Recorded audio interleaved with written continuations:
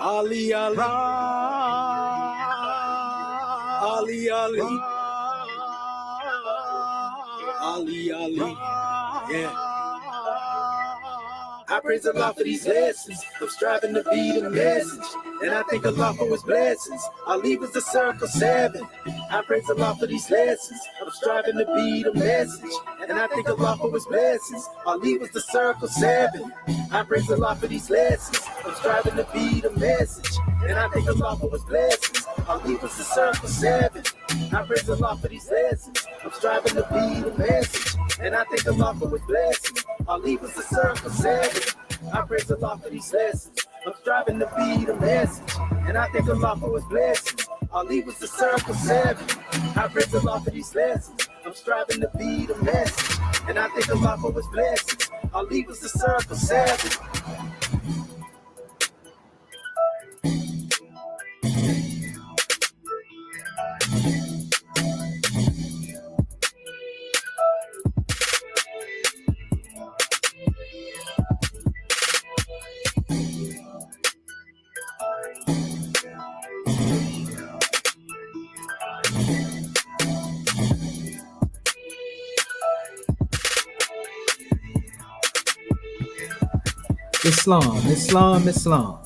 Islam, Moorish America.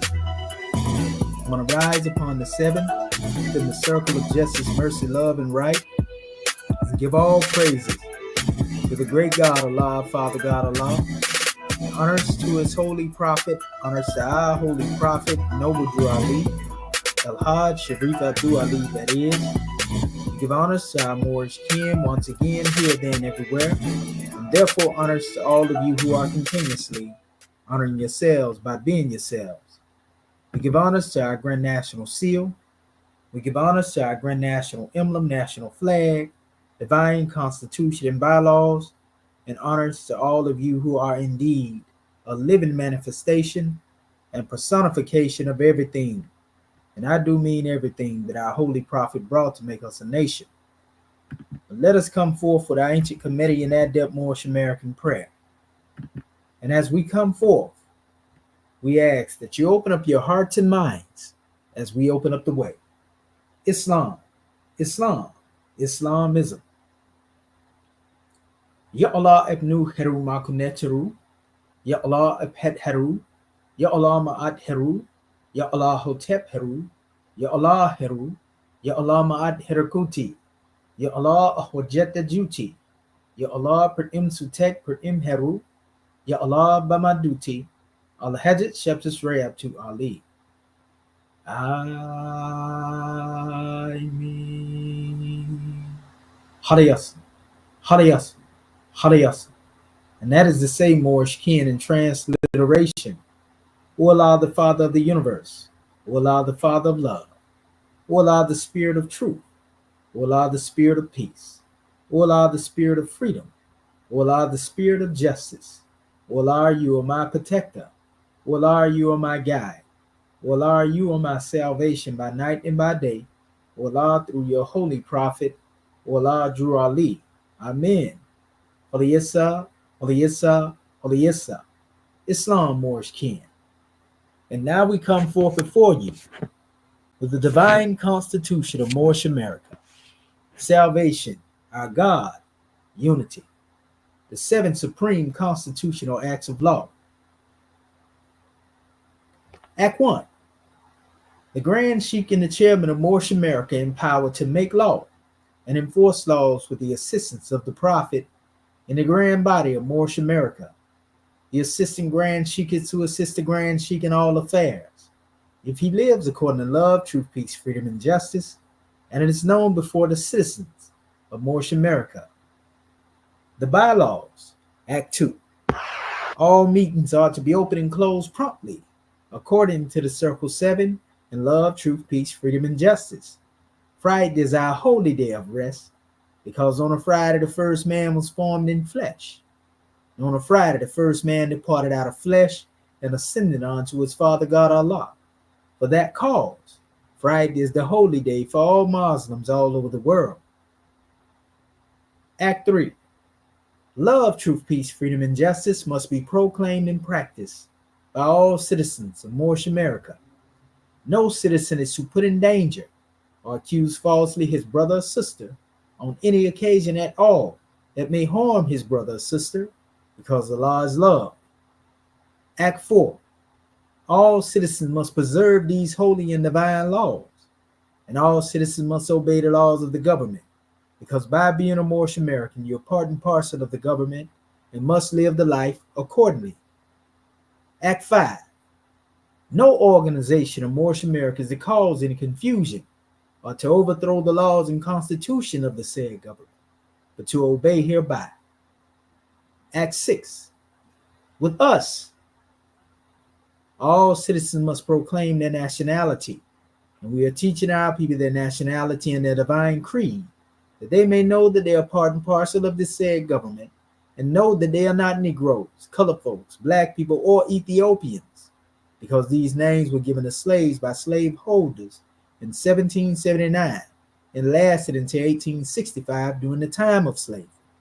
But this is a new era of time now, and all men now must proclaim their free national name to be recognized by the government in which they live in the nations of the earth. This is the reason why Allah, the great God of the universe, ordained noble Drew Ali the prophet to redeem his people from their sinful ways. The Moorish Americans are the descendants of the ancient Moabites, whom inhabited the northwestern and southwestern shores of Africa. Act 7. All citizens must promptly attend their meetings and become a part and a parcel of all uplifting acts of Moorish America. Moorish Americans must pay their dues and keep in line with all necessities of Moorish America, and then you're entitled to the name of faithful. Husband, you must support your wife and children. Wife, you must obey your husband and take care of your children and look after the duties of your household.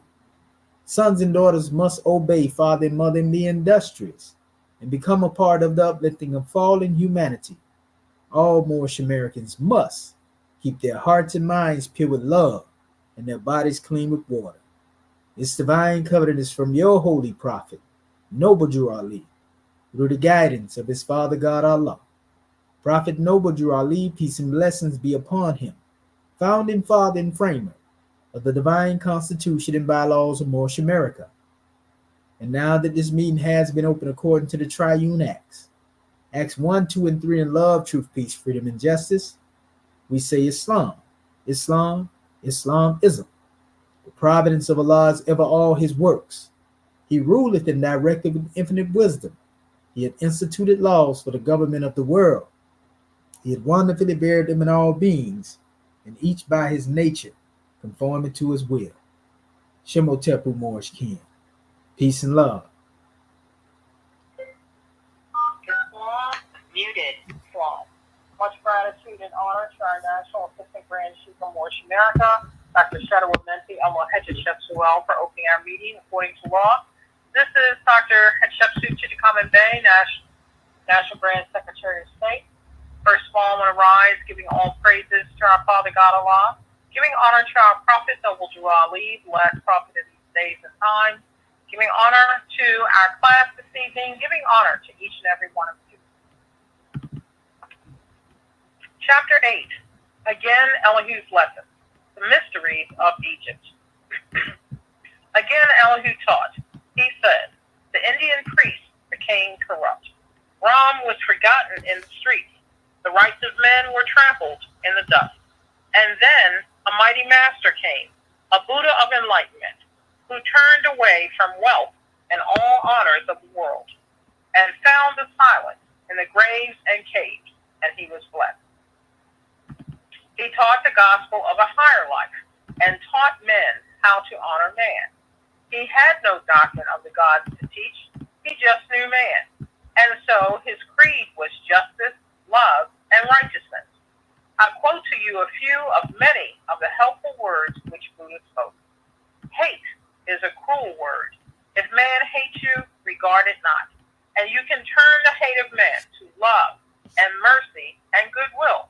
Mercy is as large as all the heavens, and there is good enough for all. With good, destroy the bad. With generous deed, make avarice ashamed. With truth, make straight the crooked lines that errors draw. For error is but truth distorted, gone astray. And pain will follow him who speaks or acts with evil thoughts, as does the wheel the foot of him who draws the cart. He is the greater man who conquers self than he who kills 1,000 men in war. He is the noble man who is himself what he believes that other men should be. Return to him who does you wrong your purest love, and he will cease from doing wrong. For love will purify the heart of him who is beloved, as truly as it purifies the heart of him who loves.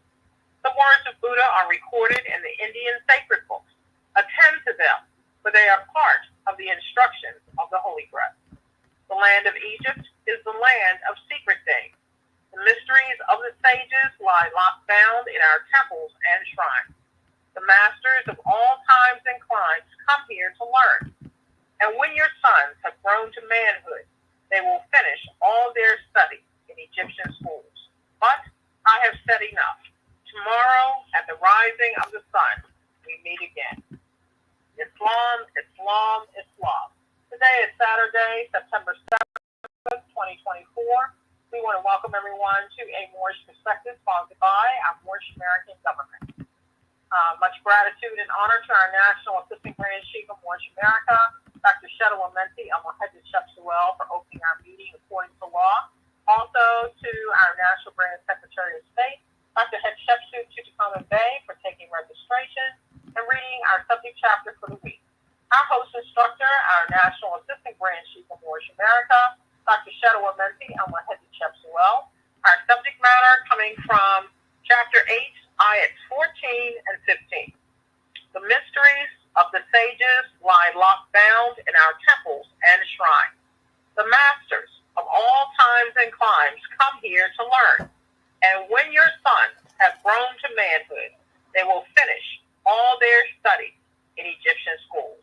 Also, more, check your emails for the link to tonight's class online. At this time, without further delay, we want to call to the floor our National Assistant Grand Sheikh of Moorish America, Dr. Shedo Amenti Al-Muhaddith Shepsuel.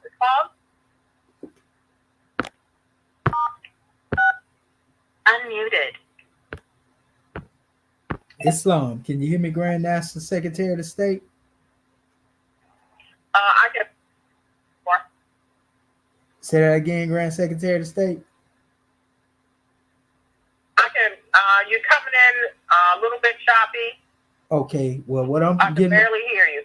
Okay. Well, what I'm getting ready to do, I'm getting ready to call in on the other line anyway.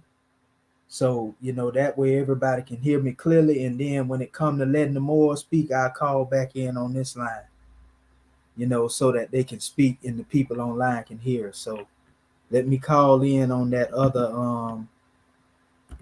line that I normally call in on. And just give me 1 second here, Moors. And also, can y'all hear me through the side of the social media? Can y'all hear me through the YouTube?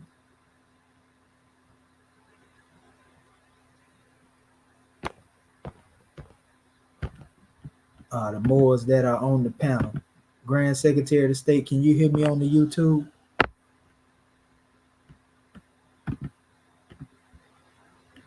Islam, Moorish, we're having a little bit of technical difficulties.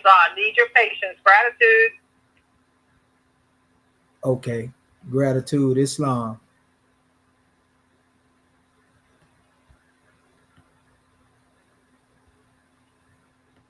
Okay, well, let me know when you can hear me on the YouTube side, Grand Secretary of the State. I just want to make sure everybody can hear us. Islam. All right, let's see here. Same issue, more. Say that again, Grand Secretary of the State. I can hear you a little bit, but it's a lot of background static, and I can barely hear your voice. No, I'm talking about that's on YouTube or this conference call. I understand the conference call is distorted, but I'm asking, is the YouTube? Can you hear me through the YouTube? Yes, sir. Yes, sir. Yes, sir. Okay, gratitude. Okay, I'm just still trying to call in on this other line. Just bear with me here. All right. All is well. Okay.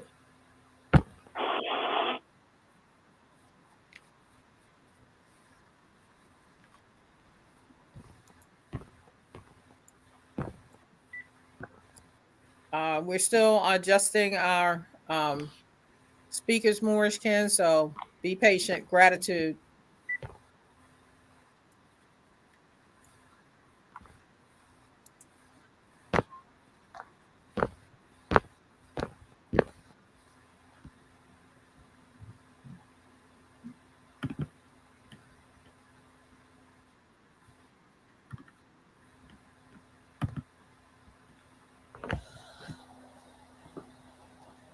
Okay. Give me a second here.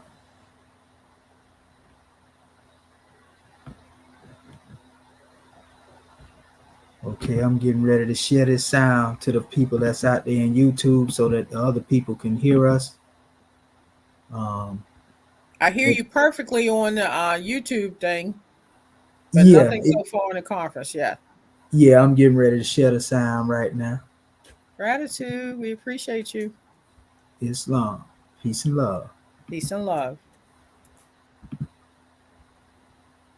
Okay, let me see here. Share the screen. All right, there we go there. Share the screen and the sound. All right. Let's see. Unmuted. Okay.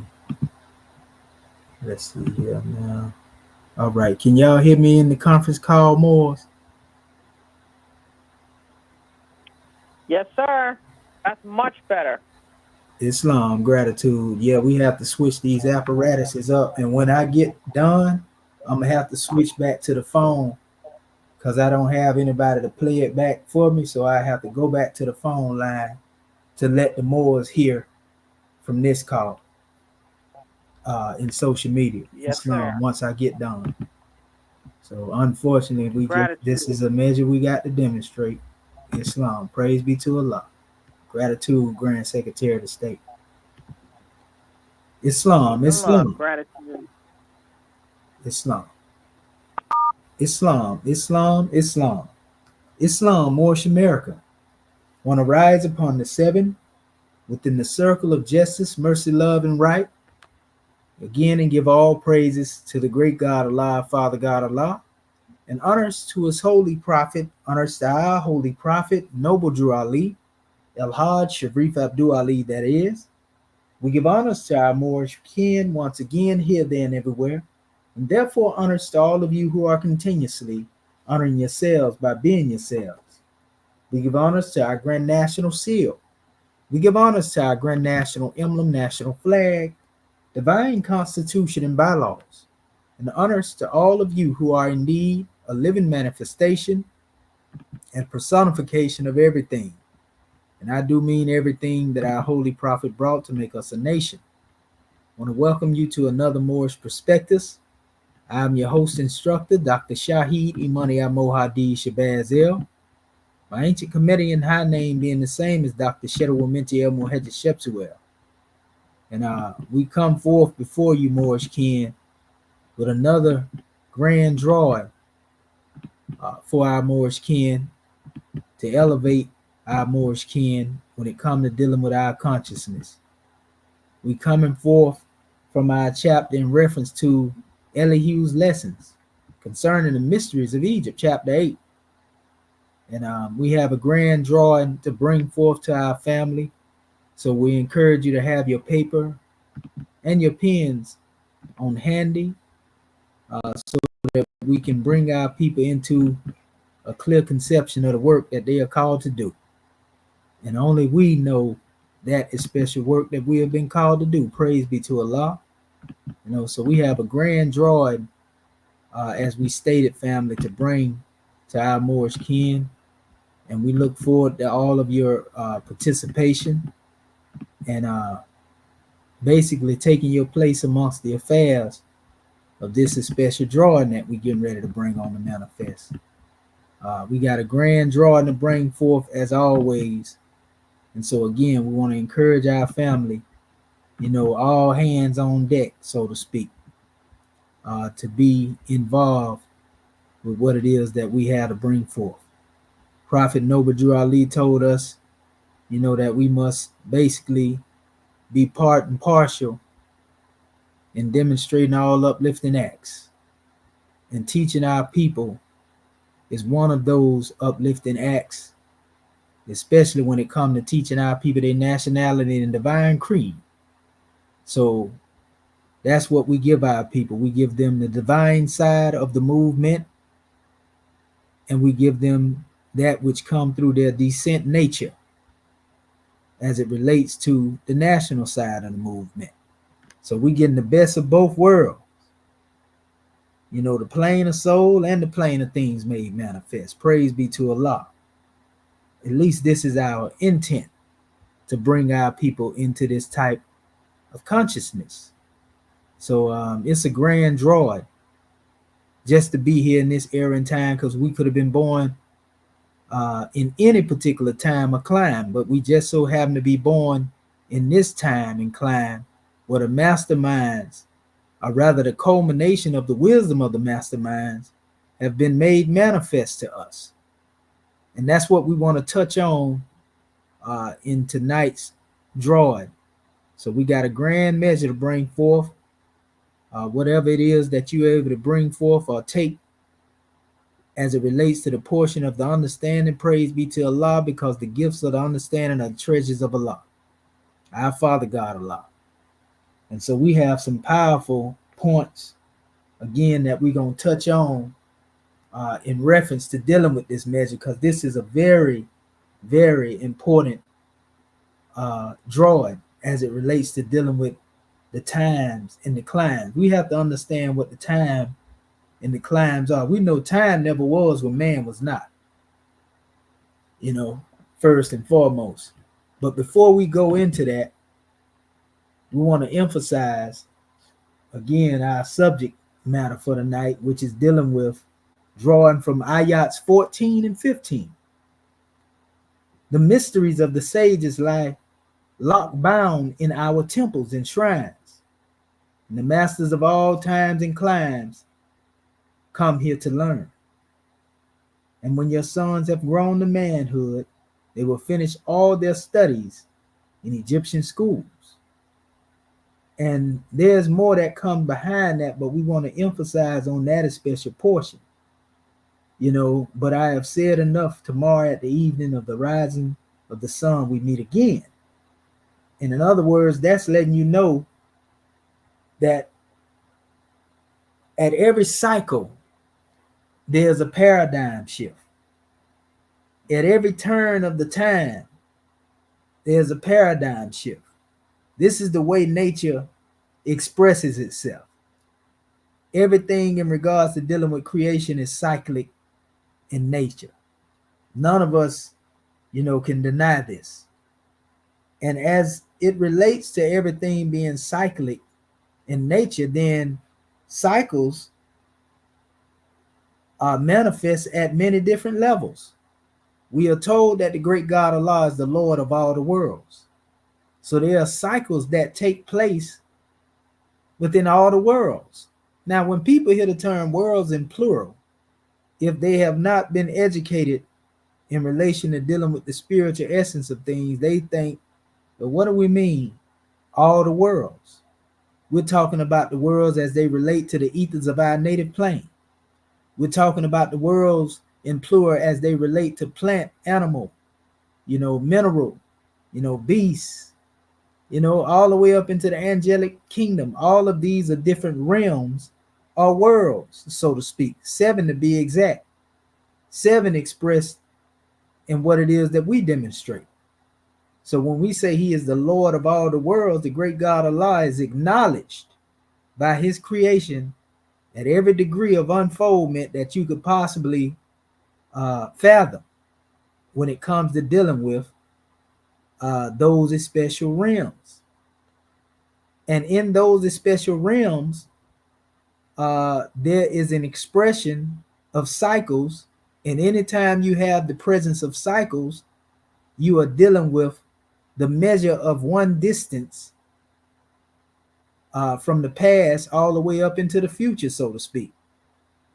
So this is why we know that cycles continue, because by the time I just said present or past, so to speak, the future was going to come on to manifest, and it was going to either be, the past that became the present, and then the future continued to go on. As long as we in this body, there will be a future.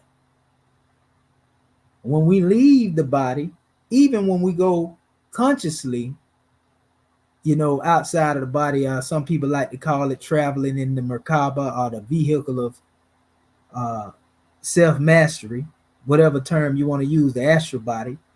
You transcend time. You see? But here, there's a master statement that has been made.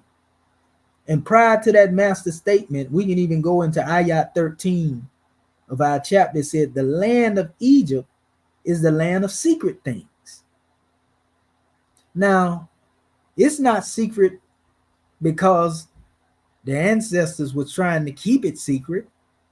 It's secret because if you don't have knowledge of the Sabait, the teachings, the wisdom instructions, if you haven't been taught these things, then how can you know of what the lessons entail? So it was our holy prophet Noble Drew Ali who came back from Kemet, being an Egyptian adept master. And he was the one that began to teach us about those things that were unknown to us as a people at the time. In fact, we didn't know nothing about what we thought we knew something about, because they were telling us that when it came to God, that our God was a pale-skinned, buttermilk complected, Eurocentric expression of, depiction of Leonardo da Vinci. This is what they were telling us. So we didn't know nothing about Kemet at the time. We didn't know nothing about what was referred to as Egypt at the time. We didn't know anything about the Remet Kemet, the people of Kemet at the time. So less knowing what we thought we knew about a Messiah or a mastermind. See, we have to understand that within every culture, no matter what the culture is, there's always a doctrine of eschatology. You see? And when you get into the doctrines of eschatology, this is where things become, we can say, more universal to a certain degree as it relates to what we call cycle ages. And the eschatology has to do with that part of theology that's concerned with death, judgment, and the final destiny in the soul of humankind. And this is why, in fact, it's actually referred to as the study of the end and the present age in human history, or the world itself. And this type of teaching exists in every doctrine you could think of. We have three of the most major world religions, and all of them have a doctrine of eschatology. From Judaism to what they like to call Christianity, Islam. All of these are said to be the children of Ibrahim or Abraham. And it was said that he had prayed, and he and his seed, Ishmael, he had prayed, that his progeny, or those who would come from his line, would basically be the ones that would be able to complete the work that he had begun. You see? So when we come up here in this new era in time and we're dealing with the study of the end of the present age, human history, and world itself, then we understand why there was a need for a circle 7. Every book of wisdom and divinity, because it speaks of many in the Grand Quran as books of what they call prophecies, books of the mysteries. The Quran itself is referred to as al-Kitab, the mother of books. Yet there's a mother book outside of the Quran itself. The mother book represent the first 7 ayats, really. You see? And so when you understand this, then you understand that the truth itself come in cycles. That's why there were various different masterminds who came throughout the times and the climes. From the Old Testament, as they would call it in the Piscean records, all the way up into the New Testament. This is why we heard Prophet Noble Ali making the statement in the end text of the Circle 7. He said that, basically this was the end time and fulfillment of prophecies. You see, so when we measure time by cycle ages. That's what we are more concerned with. We're not concerned with every minute, every second and every hour that is dealing with this modern day clock that's actually based off of the universal clock. Yes, the clock that you have are the watches that you wear on your wrists, the clocks that you hang up on your wall. All of these, in all actuality, represent instruments that are symbolic to the workings of what's taking place within the universe. Make no mistake about it. You see, so once you understand that, then you understand the nature as to how time was utilized. And to emphasize this, most of our people don't know that the symbolic clock that is being referred to as the devil's clock by some of our wise scientists, this symbolic clock is the clock that deals with the Maya and the illusion. This symbolic clock is the clock that has to do with expiring fear. It inspires deception. What do I mean about the symbolic clock? It's inspiring fear. Making one feel like I only have so much time to do this and do that. And then when we talk about deception, making you think that you have a whole lot of time, as if you will be here on the plane of things made manifest forever. Thinking along the lines that you have immortality within this physical or this flesh. But there's one thing certain, actually two, as it relates to dealing with the plane of things made manifest. We have a date to come into this realm if we came here, and we also have a date to make our exodus or leave this special realm. You see, and I refer to it as an exodus, knowing exactly what an exodus is, because we know that the people, in the Piscean records, the Old Testament, as it relates to their exodus, they was actually being, let's say they was coming into a state of liberation from the things that made them slaves. So when we deal with this in reference to time, we can actually become a slave to time, if we don't have the proper knowledge of what time is. And this is why we say time never was what man was not. A lot of the things also, the great God Allah has brought forth. He's told us that man abuses time. And Allah say he is time.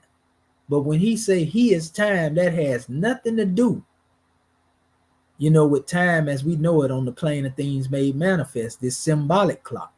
Allah, in reference to dealing with the time, has to deal with the universal clock of destiny within creation. The clock, as we reference it, has to do with created fate. And all of the things that unfold as a result of that. So whereas on the plane of things made manifest, we believe that we only have time to do this, we think we got a whole lot of time. See how the Mayan illusion, plays on the mind, so to speak. And before you know it, time has passed you by. Or you have not utilized your time to demonstrate your life works. So the time that is dealing with the universal clock of destiny has more to do with life works of masterminds who come or came throughout the times in the climes. You see? And these masterminds who come throughout the times in the climes, again, they are here to demonstrate their life works. They are here to bring forth their portion or the gifts of the understanding. And they are to advance us from a particular point where another had left off at. It's just like you would deal with any particular drawing as it relates to taking a journey. And if you was on that journey, you have to stop. If you're driving a long distance, they even have it if you are a person that is dealing with being governed under the laws of DOT, you can only be on the road, for so many hours at a time. However, when we deal with the great God Allah, there are no limitations as to how we continue in our journey. However, there are those who will continue to come forth and reinforce the previous agenda that had been set out, though it may be abrogated in a certain way. In other words, new laws come on the manifest. New teachings come on the manifest. New teachers come on the manifest. The highest of Allah's ideal in a particular climb of time comes on the manifest. You see? So once you understand this, then you don't see these different junctures or these different breaks, so to speak, and not even breaks, but states of transition, stations of transition. You don't see them as something that's misdirecting you to another course.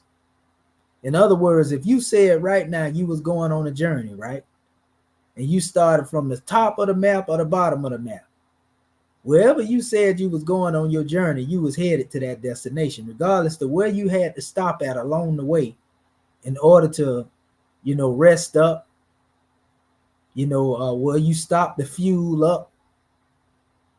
You still going to that same particular place. Now, there may be other people that are going to the same place that you may be going to, right? But they may be coming from the West Coast.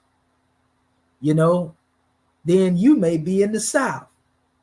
And then you have those who are coming from the North or those coming from the East Coast. But all of you may be, let's say, going to the Midwest. All of y'all might be making a journey. I mean, you don't know each other.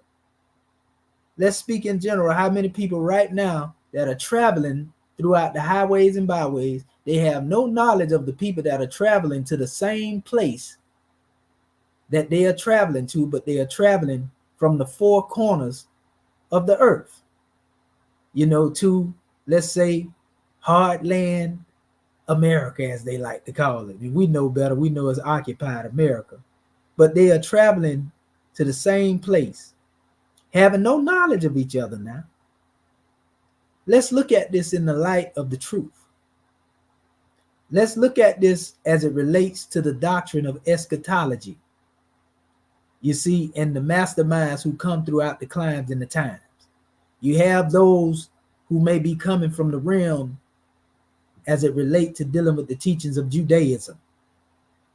And they are heading on a journey. And their journey is to make it back to the source, because this is the original purpose of what we call religion, to rely upon returning to the source. So then you have those dealing with Islam or Islamism that are heading again to the source. Now, all of these people seem to be coming from different places as it relates to their doctrine. You know, we can have those that are dealing with Buddhism, Hinduism, you know, again, Judaism, Christianity, no matter where you coming from. All of these people are trying to return back to the source from whence they came. And in each of these doctrines, regardless of the jargon or the language that they use, regardless of the way that they word things, they all have this understanding that their goal is to return to the source. And this is why it has been stated or written in the Grand Quran of Muhammad. To each of us is a goal to which Allah, you know, turns us. You know, so we are to strive toward that particular goal. And each of our goal is to him. Now, people think that just because this was written in the Quran, this was written specifically for the Muslims. To say that, you know, to each is a goal, that all y'all gonna turn, and all of you all have come, you know, solely through the doctrine of the Quran. No, the Quran itself is letting you know that everyone has been given an open way of law. It says that. What they like to call a Sharia. This is the real Sharia. You know, that people think the Sharia is just laws that were written down by the Arabs thinking with Arabia. You know, this represents, you know, some books of legislation that they brought on the manifest. But the Quran say that it is the true Sharia. I'm talking about in the Arabic of the Quran. And to each people he have given a law in an open way. That law in open way represent a particular set of rules that govern a particular people. We here in the Moorish American government will tell you, we the first to tell you that we dealing with what we call the supreme laws. We came out of the general laws and came into the supreme laws. The supreme laws bring us out of just dealing with the descent nature, you know, and unites, you know, nationality and divine creed, so to speak. Whereas the executive rulers are being governed accordingly. So there's a mindset that comes with this. Every mastermind or master teacher who came to teach our people, family, they understood that they were not the end all and be all. From the major prophets to the minor prophets, they understood that they were doing a work for their particular climb and time, and that there would be those who would come behind them to complete that work. There was even a sacred vow that was took by all of the prophets that they would support those who came before them, support those who may have been present during their time, and support those who came after them. This is the vow of the prophets, meaning support their works, support their ways, their acts and deeds, all of their life works. So you would never see a time where prophets and masterminds were beefing with each other. You would never see a time where they were in conflict with each other over the school of thought that they had to bring forth to their people, because their message was based upon the people that they had to teach. Their message, or the messengers that came, were based upon the condition that the people were found in. So in other words, if there were people that were steeped in the idolatry, then there would be a messenger with a message that would call them away from idolatry. Most of the time appealing to the mindset of the people who were into idolatry, to wean them out of that type of thinking. If it was a people that were into poetry, whereas they had made eloquence a god amongst themselves, then the Most High would send them an eloquent prophet, because he knew what they needed. He knew what they would adhere to. You see? And this is what we find. If there was a people that was lacking love, then he would send a messenger that was full of love in order to teach the people the highest degree of what love is. A love not that you fall in, but a love that you rise in. We call it love divine, a divine love. That's even one of the degrees of unfoldment when it comes to dealing with our maturity as we go through the stages of self-mastery, or the degrees of self-mastery. So it was with Prophet Noble Drew Ali. When he came amongst us, he had a message that was tailor-made for us, because we knew what we needed, but we had no idea how we would receive it. We had no idea where it would come from. We had no idea that one would be born amongst us and raised up here in occupied America to teach us our nationality and divine creed.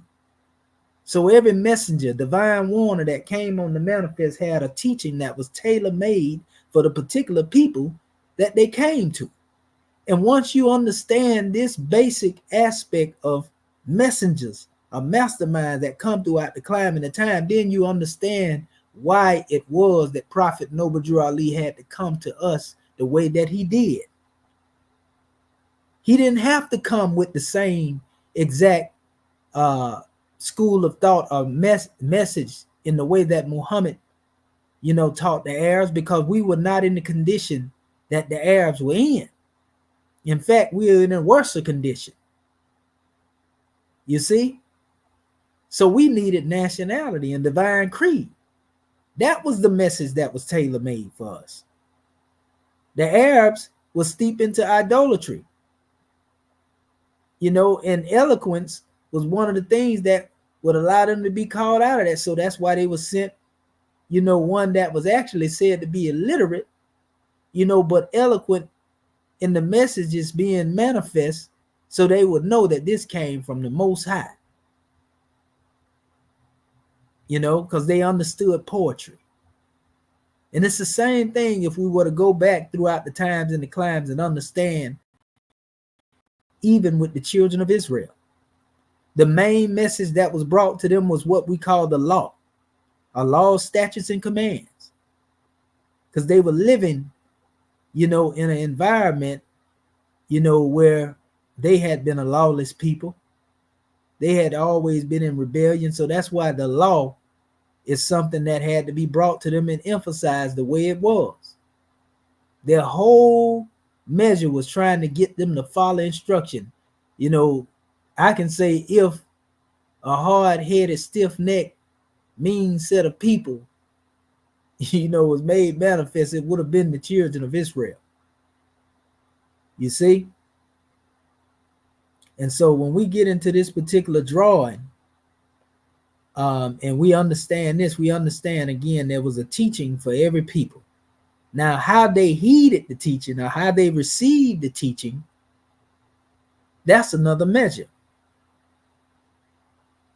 Because when there comes a new era of time, no matter what climb of time it is, trust me, in that sacred vow that's been taken by the various mastermind that came throughout the climes of the time, they are actually conscious of all. That's why when we go back to that ayat, notice it says the masters of all times and climes come here to learn. When you get in the Kemetic teaching, the Sabiyat in Mir, so to speak, the instructions, the wisdom instructions, once you get into those teachings, we already know everybody that received their teachings indirectly. These teachings come up out of Kemet. Kemet had the oldest religious system it was, and a lot of people like to bring up Sumer. And we keep having to remind our people, that Sumer and Kemet, are brother nations, basically. Sumer and Kemet were both established by the Cushites. You see, when Sumer was coming up, Kemet was rising up as well. But we know the oldest text that you can find when it comes to religion, when it comes to dealing with, the teachings They go back to Kemet, the oldest book of the world, known as the Book of Tahotep. And we know Tahotep has to do with the wisdom instruction relating to how to gain peace, obtain peace, and so forth and so on, which sound very similar. When you read the book and the lesson, you can see that it runs parallel with a lot of the teaching that we have in our Moorish Holy Quran. And that's not even strange, because the Moorish Holy Quran, or the Circle 7, is a Kemetic book in and of itself. Why is it necessary to talk about the mysteries of Egypt as it relates to Yahushua? We know he was taken into Kemet at the age of 12. Even the Piscean records bear witness to this. And then he was taught by the masterminds, those who were knowledgeable of the climes and the times, Elihu and Matheno. You see, they were both masterminds. They both understood the ancient Egyptian or Kemetic teachings. We were told that Moses was learned in all the ways of the Egyptians, in the wisdom of the Egyptians. We know that Ibrahim, he had to go through Kemet at one particular time. We know that Yusuf or Joseph, Asaph, some people say, went into Kemet. You see, and we can go through various different prophets or masterminds who went into that particular area, to get the wisdom instructions, or just to sojourn there. They knew that this was a place they could go. So the masters of all times and climes most definitely went to Kemet and learned. In fact, it says, when your sons have grown to manhood, remember, they will finish all their studies in Egyptian schools. That's a powerful demonstration, family, if we understand that properly. You see? So we are told that the mysteries of the sages, again, lie locked bound in our temples and shrines. What do we mean? The mystery of the sages. What is a sage? We know what sage is when it comes to dealing with the plant, that you burn, to cleanse surroundings. But what is a sage? What is a living sage? Because that word is used a few times in our Moorish Holy Quran. You see, what is a sage and what is the nature of the sage? What is the work of a sage? Because these are all titles that deal with eschatology. Whether you're dealing with what we call a Messiah, whether we're dealing with what you call a Mahdi, a Messiah is said to be an anointed one who is a long promised son to complete a particular work. A Mahdi, in the Arabia, which is really, it's not mentioned in the Grand Quran, but the word Mahi actually is a Kemetic word, which means guide, an Egyptian word. It means guide or direct, to guide or direct. But in the Arabia, which is a descendant tongue from ancient Kemet, it becomes what we call a rightly guided one. In other words, a lot of time when you get into Kemetic words, it speak more of the cause. And by the time the words transform or they metamorphosis, in Hebrew or Arabic or some other language, then you're dealing with the effect. Because remember, the Kemetic word means to direct. It means to guide, and do that, you got to be the guider. You got to be the one that's doing the guide. And we know that the greatest guide is Allah. So the root in the Arabia, when we deal with the attribute of that in the Quran, the word that's used for guide is Al-Hadi. You see, that's one of the attributes of the great God. If he can't guide you, then who gonna guide you? Who do you think it was that sent the masterminds to come throughout the climes and the time? You think it's by chance that Prophet Noble Drew Ali came forth with what he taught?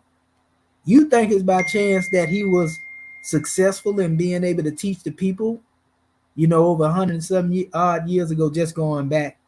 You think that he was able to do what he did in 7 years because that's about the time he was on the manifest, teaching the people before he transitioned. Do you think that he was able to do that without the guidance of the Most High? And we always like to talk about, especially the Muslims, we like to talk about the will of Allah. Is it not?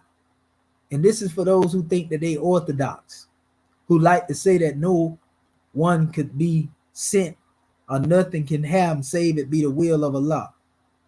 If y'all believe that, then you have to believe that Prophet Noble Drew Ali being sent to us over here and teaching what he taught, bringing the doctrine that he brought, you have to also accept the fact that that was the will of Allah, right? If we're going to be real now. Yeah, we can't pick and choose when we want to say that the will of Allah is active and when it's inactive.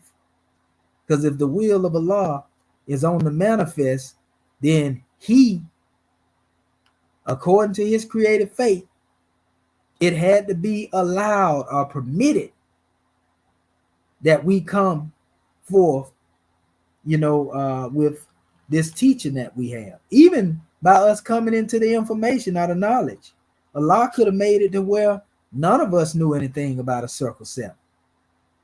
If it was his will, but it was a part of creative fate. It was a part of his will that we learn exactly what it is that we learn. That we came into the knowledge of what we came into, even to the degree of understanding where we are along the way. Remember, this is a new era of time now. And again, we're talking about new teachings. We're talking about a new teacher. Even our brother Elijah Poole Bay understood that in what he called the theology of time. He said, these teachings that I have are not sufficient to carry you over. He said, I'm what some of you would call a forerunner. I'm laying a foundation and a basis for God. And, they don't teach spookism or they believe in spookism. They said when one goes into the plane of things of the soul, that particular one is gone. So if this is the case, we know he say he was taught by Allah in the person of Master Farad Muhammad, right?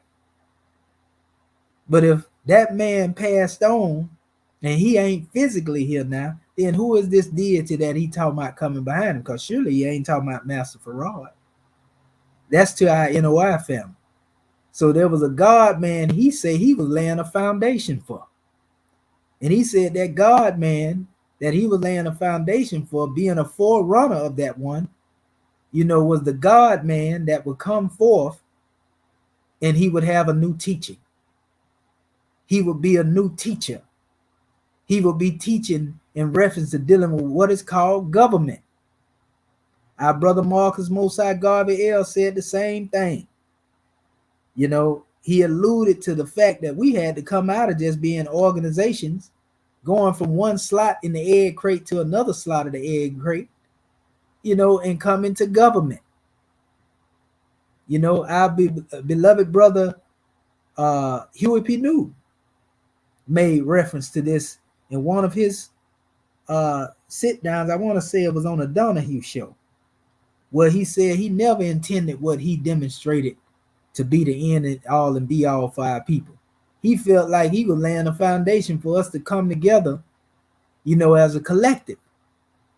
But yet each and every people that came up under a particular doctrine, whether it be religious or political as it relates to our people, for some reason, we begin to see what it is that these particular teachers brought as the end all and the be all.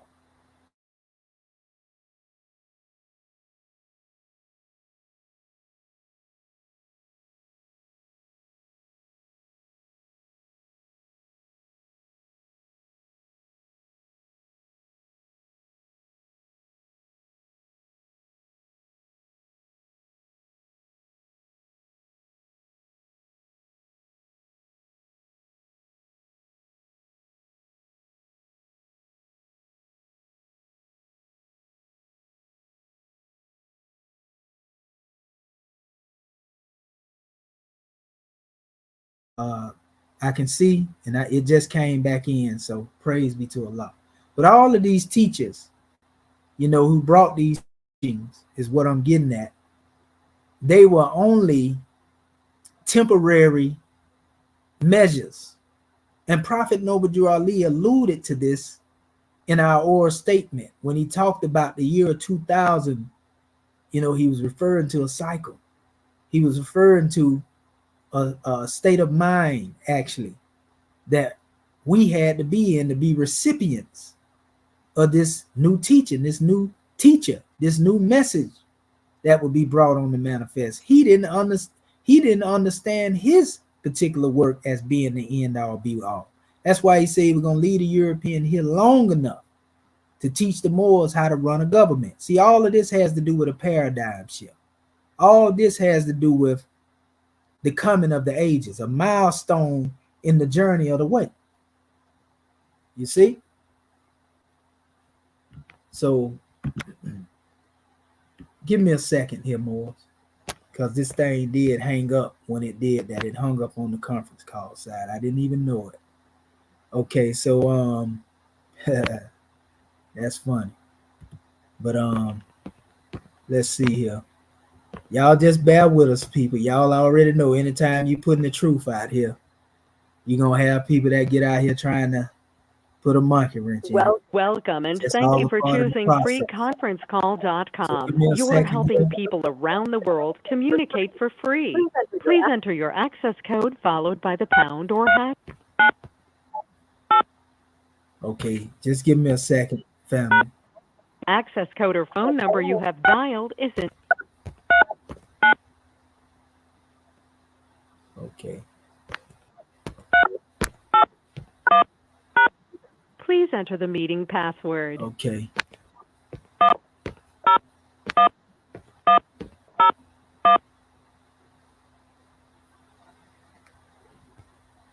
Okay. Muted. The recording has started. Islam Unmuted. Moors. Okay, gratitude. Can you Moors hear me now? Because we was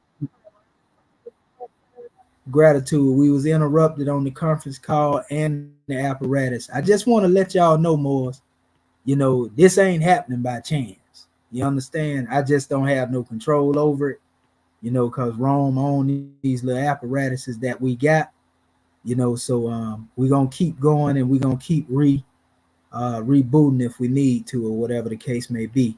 We're gonna make sure that people get this information. So again, as we were stating, when it come down to dealing with this information, no matter who these teachers was, they never understood their teaching to be the end all and the be all.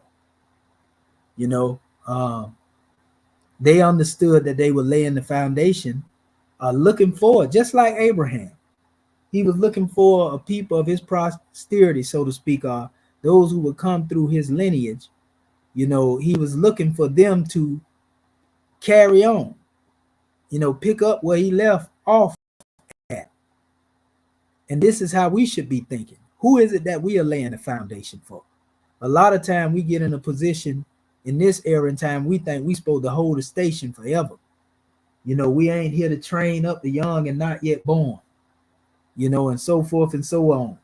We even sometimes may even get in the way of divinity and what the great God Allah got planned, because we think that we supposed to be trying to shake and move and direct the course, but we have to realize if our plan is in will with the deific will, then whoever the great God Allah send to aid and assist us and help us, from whence cometh our help, so to speak, then we will be wise enough, to allow that help to do the work that they have been called to do.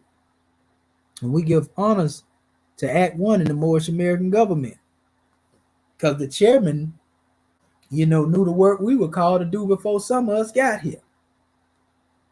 It ain't by chance that we came through the departments that we came through. We were put here in this station to begin the process, of laying the foundation for those who would come behind us. You never see anyone get caught so much up into, their resting areas, or let's see where they got to refill at. They gonna refill or rest wherever they need to rest at. However, when it comes to our people, we get caught up in the illusion of time because we want to see things unfold with our very own eyes. And that may or may not be the will of the supreme reality, the great God. It may be our will being in link with his deific will to just plant the seeds. We may not be on the manifest to see things come in fruition, but we shouldn't lose faith because we can't see things come forth in our time. That's called progress. And the problem is most of our people want to see this demonstration, like a microwave oven. We put this demonstration in there and pop it out and there it go. And we know that ain't healthy for you. There's a statement that you often hear me say. Now you can have it or receive it right, or you can have it right on time. And we're more concerned dealing with the aspect of right and right on time, right? Or we can have the right now concept. That's that microwave demonstration. You see, right on time, or you deal with that microwave demonstration. And it don't go good a lot of times when it comes to dealing with things that's being rushed. So you can't rush creative faith. You can't rush the process of when the Most High gonna send masterminds and that will come throughout the times in the climb to uplift our people. You ain't got no power over that. And if he choose to send somebody 100 years from now to complete the work that we're doing now, then what business do you have to try to meddle in the will of the Creator?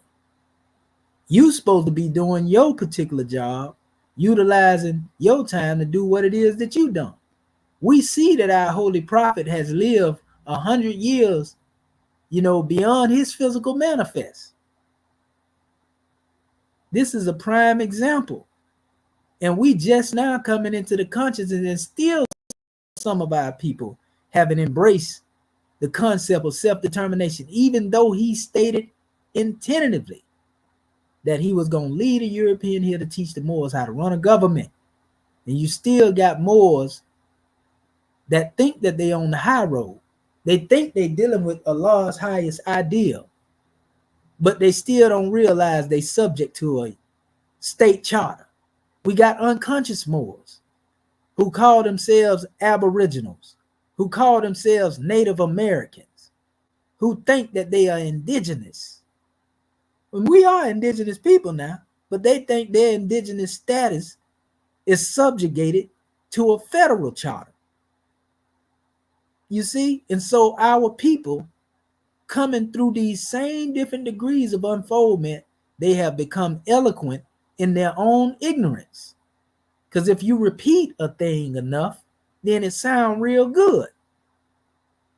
But like I said, if we were to put this measure in 3 degrees as it relates to 3 steps on the master's carpet,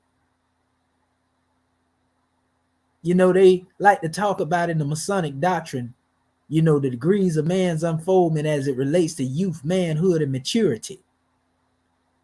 You see, so if we are maturing at the level where we at, then we have come out of the state of being a corporation under a state charter and thinking that's the end all and be all. That's not to slight what the prophet did. We just understand one thing was done under his general laws and the other thing is done under his supreme laws. And anybody that come up here to the level of the government and they don't get that, they can't get that, is because they are too slaves, of that same thought pattern. They haven't broken away from the Eurocentric thought pattern. They just got to have the lawfully chartered organization in order to solidify themselves. When the lawfully chartered organization that is on the manifest now is not the same lawfully chartered organization that was on the manifest when the prophet established it. It's not even the same temple. None of them have charters that are signed by the prophet. And I don't say that to attack. I'm just telling the truth.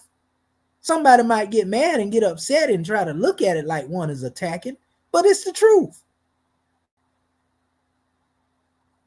So it don't have the saving power in it that come through what the prophet brought. Now we give honors to those who have a sincere and earnest intent to try to, stick with what the prophet taught and all of that. But that's not a government. That's the only thing we're saying. And to those who would like to say that and keep telling y'all that and lying to y'all, they'll go to the grave with that lie, having misled you as a people, telling you that a religious corporation is a government, knowing good and well under 501c3, if you get caught talking about you religious or trying to speak as if you are dealing with politics or things of that nature, they can automatically take from you. They can take your 501c3 status. Governments are not subject to 501c3 statuses. We don't say that to attack the MST of A. We're telling you the truth. And it's the same thing when we get to this federal charter. A federal charter does not have the power to make you a nation. It has the power to subjugate you and make you think because you're on a reservation. And we keep telling our people that a reservation is often reserved for a placeholder. That's why when you go to a hotel room, what do? Before you get there, you reserve the room so nobody else can go to it. They call it a reservation. So the same thing when you deal with these so-called Native American or Indian reservations, they only have placeholding apparatuses that have been created under a one-drop blood rule that actually ostracize anything that's melanated from the tribes anyway. You are the indigenous people. The Moors are the indigenous people. And we done showed our people on more than one occasion. Even when you go into the CDC, we're talking about a modern day apparatus. You go into their records, all the people that are called Native American, indigenous, African Americans are under the code name Moor. That's in this modern time. We're not talking about, just going back to the Moors of antiquity or going to the Moors of the medieval time. In this present day, under the CDC, all of these people are labeled as Moors, whether you like it or not. Whether you think that you are, some type of indigenous tribe or whatever you want to call yourself or not, them tribes is labeled as Moors in the CDC in this modern era time, right now, as we speak. You see? So there's a difference between what we call, the laws, again, that govern religious corporations, state charter. We're going to say it again. We're going to use the hammer repetition. You see, the pound in the truth until it becomes a part of every part of your mind.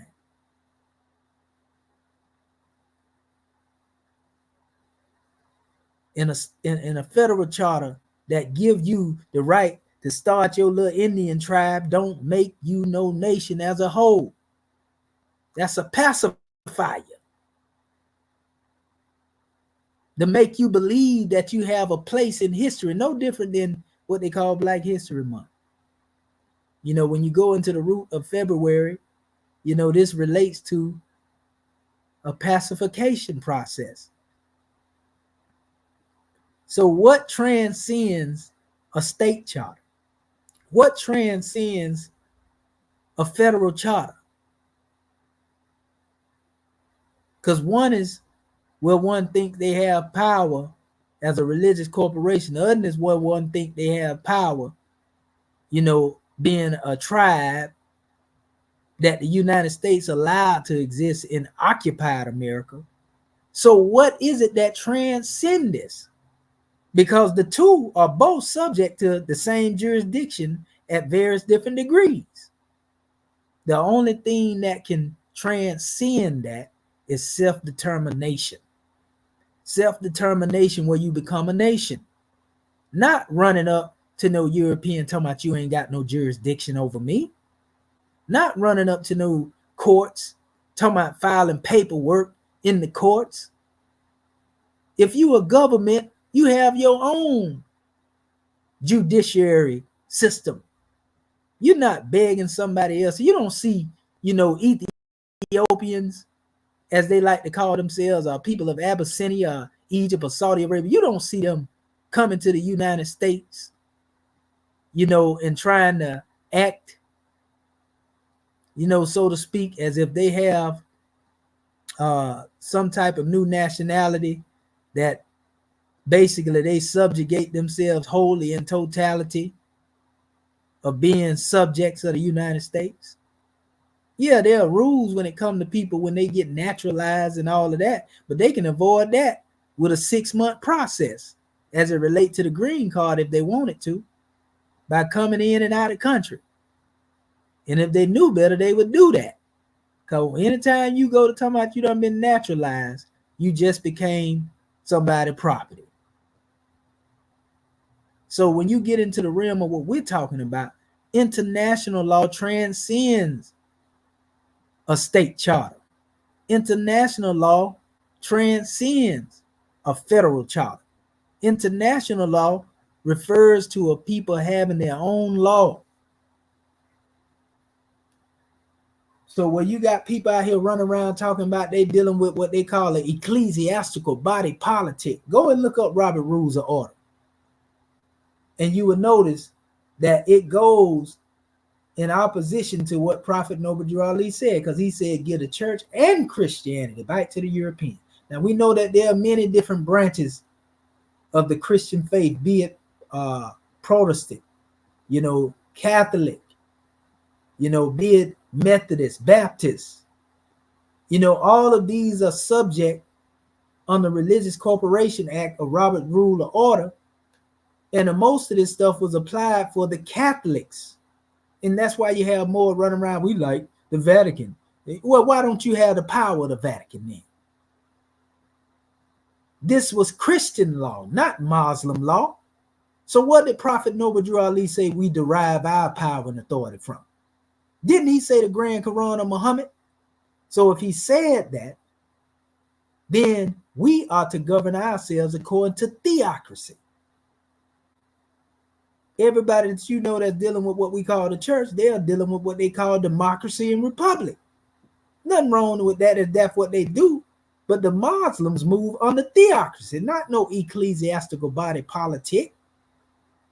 That's under the same democracy and republic, concept that has always led you to the gallows. I can't make it no plainer than I'm making it now. So if you choose to go, and listen to the siren songs, of that harlot somewhere else and be called away from what's being done in this new era and time here in this Moorish American government, that's on you. That's where you chose to be. And man and woman will find themselves where they can solve their problems best. And either you're going to be a part of the problem or you're a part of the solution. And we know what the problem is. But few there are that are willing to correct that problem and bring about a solution. This is a new era in time now. This is a time of the change of the gods and the gods.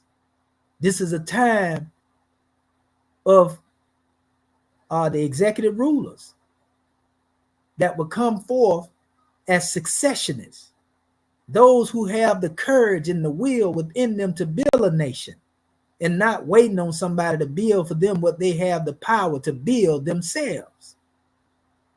This is the time of us coming forth and waking up and utilizing our talents, pooling our mental, physical, and spiritual resources to come together and do what is necessary to be done to uplift ourselves first and foremost, because we can't save nobody unless we save ourselves. You see, and then uplift fallen humanity. And we got people who want to argue over that. You know, the symbolism of the prophet stepping out of the water on the land. And then we come to find out that they're liars, even when it comes to dealing with that. Somebody coming behind the prophet probably was inspired by the prophet. If the prophet did it in 1926 and he depicted it in our 101s, then somebody coming in 1946 coming after the prophet, you know, and may have been drawing from him. But that's a whole nother measure. So again, when we deal with the mysteries of Egypt, everything about Kemet has become a mystery after being buried, after becoming a stolen legacy. And it was the Moors who began to bring the people back into the consciousness, because the Moors were custodians of this particular wisdom and the wisdom teachings. It was the Moors who translated these documents, these mathematical documents. It was the Moors who began to teach the people about the alchemy of the documents, be it turning base metal into gold or turning a base nature into divinity. It was the Moors that did this. We're not delusional when we say this. We know exactly what we're saying when we say this. The only people that are delusional are those who are stuck, or they are lost in time.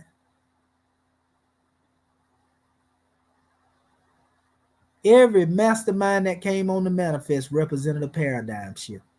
Just as every time we go from cover to cover, dealing with our Moorish Holy Quran, we are dealing with a paradigm shift. And I told our people on numerous occasions, you know, we touched on this, that any time that you are dealing with what we call a cycle or a cycle age, we are actually dealing with a transitional process that deals with a paradigm shift. Make no mistake about this, family. You know, again, I give you, let me see here. We actually sharing the screen. I want to represent it real quick. Just give me 1 second more. Okay. I know what I got to do. So, okay, we're going to share the screen. Okay, there we go, right there. And I'm going to take you to my website. I do this a lot of time.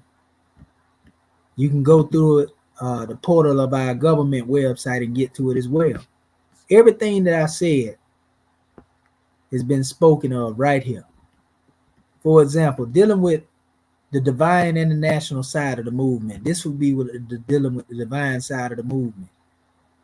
We honor all true and divine prophets. You will see this on our nationality card. You know, from Jesus, Buddha, Confucius, you know, Muhammad, etc. That's why when you look at this, you know, and looking at it from the aspect of as if we were at the highest ideal, and let's say that 7 was a point that was elevated, and our people are all coming forth, all of them honor that 7. You know, whether you deal with those who follow the teaching of Judaism, the 7 is sacred to them. The 7 is sacred to those who deal with the teachings of Muhammad. In Islam, the 7 is sacred when we deal with the teachings of Confucius and Buddha and Krishna. You see? So coming from all of these particular directions to the center, because we know the center, the teaching came from the center and it spans throughout the outer bounds. But coming from the center, or going back to the center, returning to the source, all of these people coming from various directions, their goal is the same thing. Comedically, the 7 was present. You know, we have a depiction of 7 netchers, a netcheru within a boat, having a sun above the special boat. The boat is often in the shape a semblance of what we call a scimitar. So it's not strange when we look at the rotation of the Big Dipper around the North Star, which is the symbol that's depicted as an expression of scimitar and star that we adopted as our flag. This is often called the mouth of heaven, the mouth of God, the gate of heaven.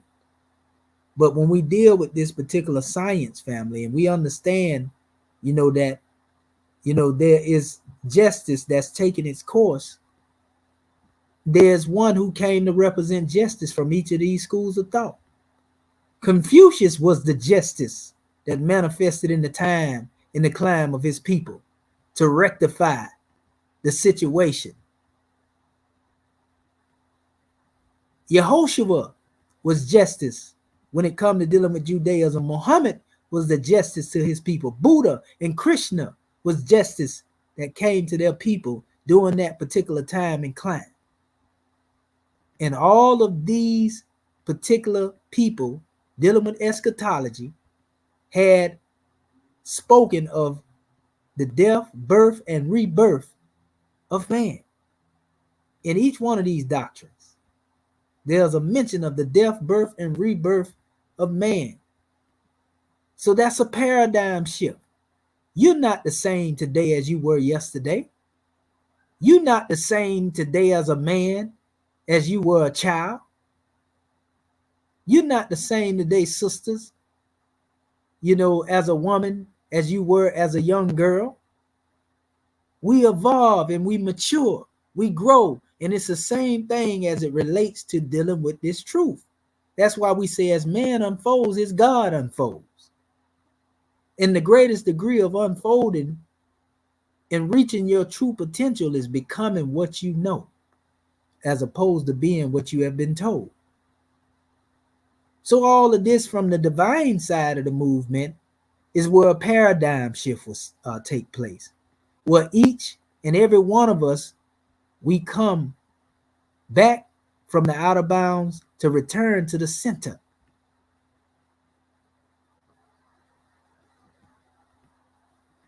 So we circumnavigate from the east to the west and back again. Masons say they travel, from the west to the east in search of light. But we circumnavigate as the bringers and the bearers of the light. You see?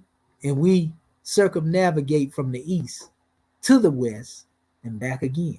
Now we can look at that on the aspect of even being brought here, some of us who came here, before the continental drift, already being on this particular side of the planet by the time the 7 land masses, became split to become what they were, doing what our prophet referred to as the great earthquake. This too represents a paradigm shift dealing with the manifest as it relates to pole shifting. So there are paradigm shifts that take place within the cosmos. There are paradigm shifts, and the cosmos represent the macrocosm. There are paradigm shifts that take place within the body, which is the microcosm. There are paradigm shifts that take place within the plant, animal, mineral, every elemental aspect that you can think about.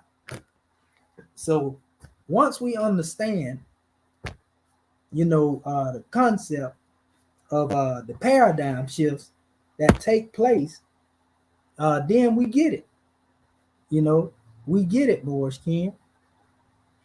And once we get it, and we got the understanding of the paradigm shift, then we can come into a great aspect of what we need to do, the work that we've been called to do, and be conscious, of the reality, of what it takes to get the job done.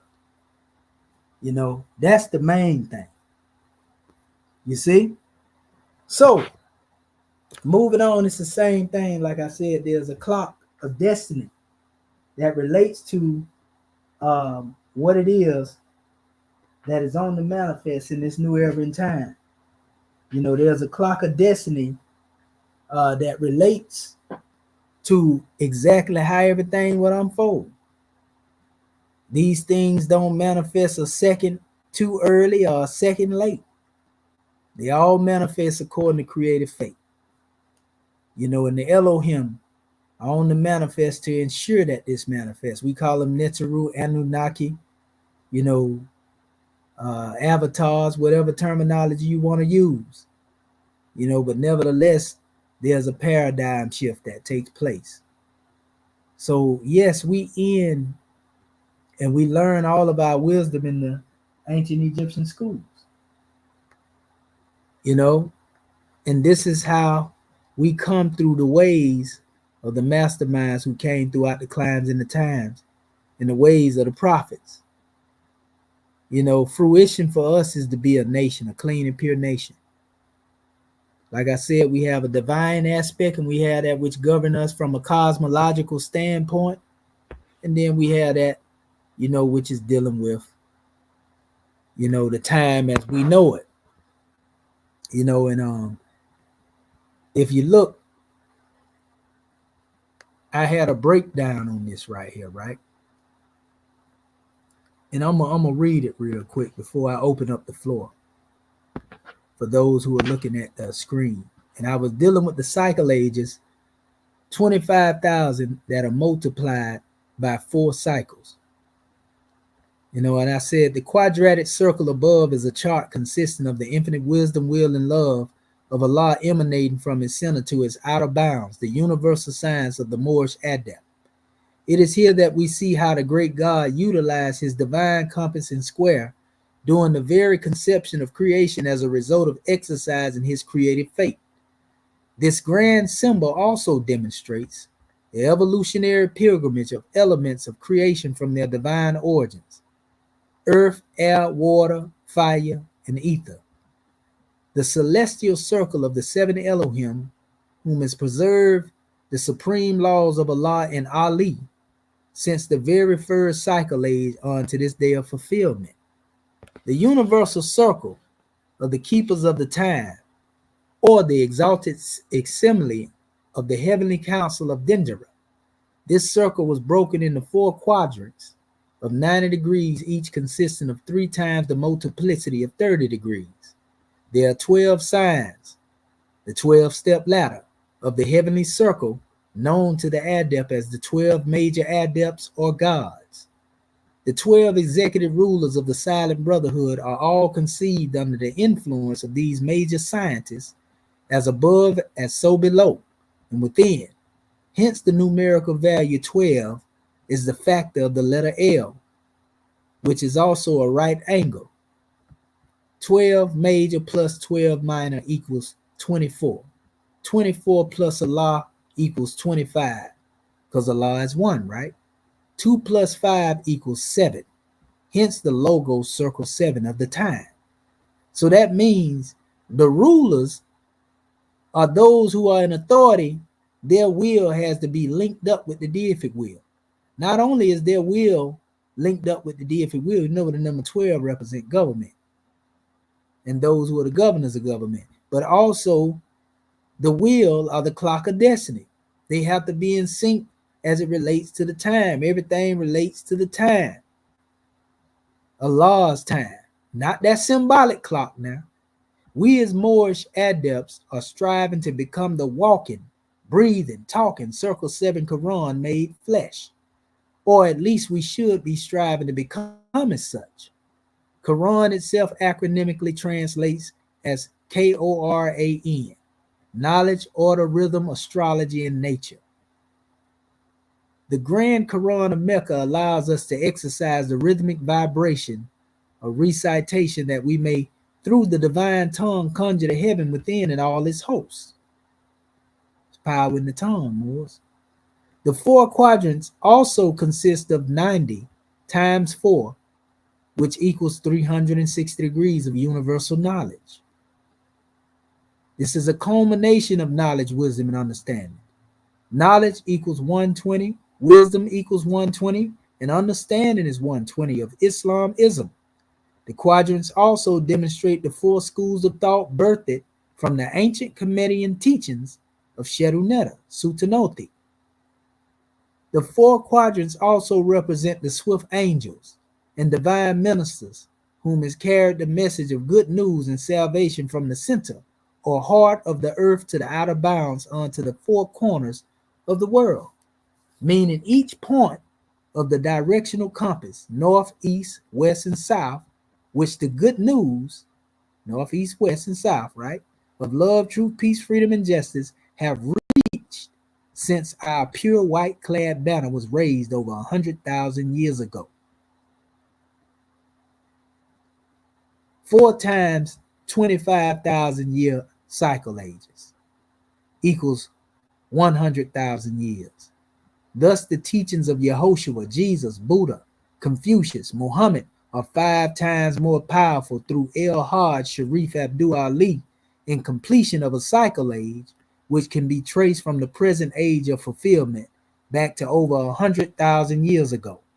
Each 25,000 year cycle of the 4 sacred schools is a manifestation of a portion of the preserved tablet or the original writings of the ancient Kemetic scribe Tehuti. Though each school may have existed many cycle ages prior to under a different name, it was still the product of the ancient Comedian mystery system, according to the order of Islamism. This is why it is known today as that old time religion. And so that's where I'm coming from when I talk about us ending all of our lessons in Kemet and understanding this. And this is the end result right here. Us being a clean and pure nation, like the chairman said. There's your ladder. The temple of Dendra, that 12-step ladder right there. And it leads you back to yourself. Belief, faith, and fruition coming out of an organization, a lawfully chartered organization on an incline now. He said he's going to take you up in an apparatus on an incline. And apparatus, it means government.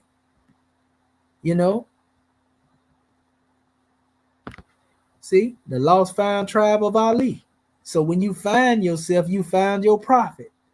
You found your spiritual father. You found your decent nature. And this is what we mean when we talk about nationality and divine creed. But the prophet said they were going to take this movement down so low it was going to disappear from the earth. So, this is what we're talking about here, family. When we get into this science and we get into the science of the time, and if you look at this mandala of Dendra, you see all the ancient ancestors that was mentioned actually up there on that same Circle 7 made manifest calendar. You see them rotating all into the manifest if you're looking at this video right now. And we are under the influence of the ancestors. They are not just some fairy tale. It was they who laid the foundation, for our holy prophet. And he's still working from the plane of soul. And he's doing a grand job by waking us up. The 60 million, the young and not yet born, the 3rd and 4th generation, 3 and 4 is 7. Wake up, Moors. So we just say gratitude, Islamism without the schism, peace, love, and law at all costs. And there was more that we would want to bring, but we're going to bring it, as we continue to get this measured by degrees. Because we know we got to have a break, and that's how we come into the paradigm shift as it relates to dealing with our understanding. So at this particular time, what I'm going to do, like I told y'all, I'm going to have to switch up the line because it's not going to allow me to let y'all be heard through this. I done tried sharing it. For some reason, it won't let me do it. But yeah, we're gonna do that. We're gonna call in on the other line so we can let our Moorish kin speak and y'all can be heard, and then we'll just deal with everything from here. So give me 1 second, Moors. Let me make this call to the conference call from my phone so that y'all can speak and the people can hear y'all. Okay, so let's see. Welcome and thank you for.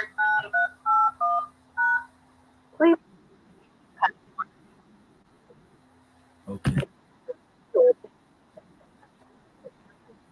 Please enter the meeting password. Okay.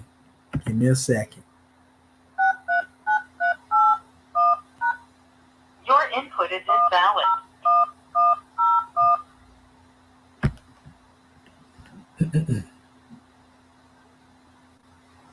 Muted. The recording has started.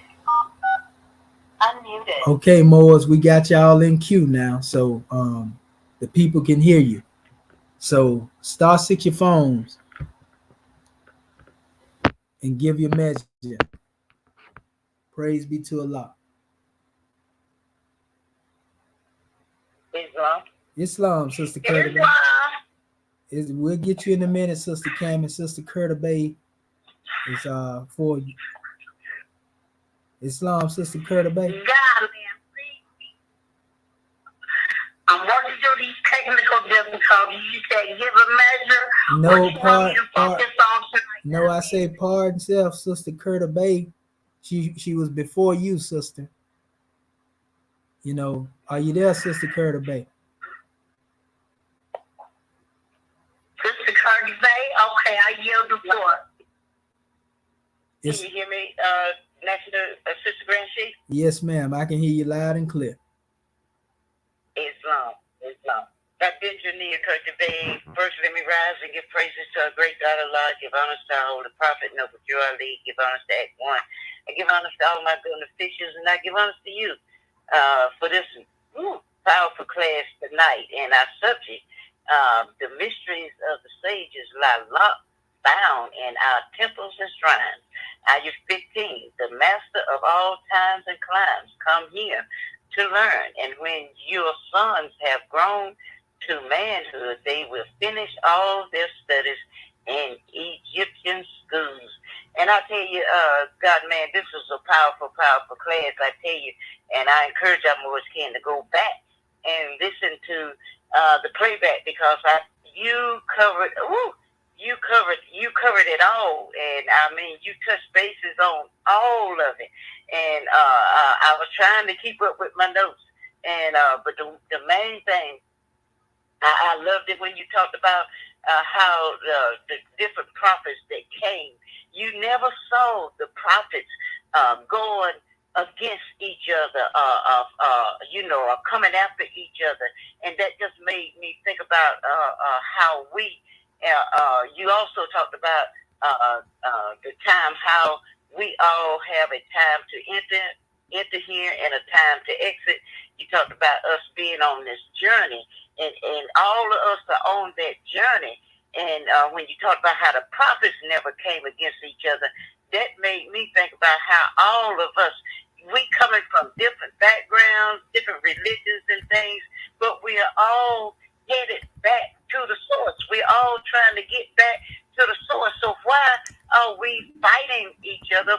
Why not unify like our grand sheik always tell us, you and I tie? Because we all trying to get back to the same place. We're trying to get back to our source.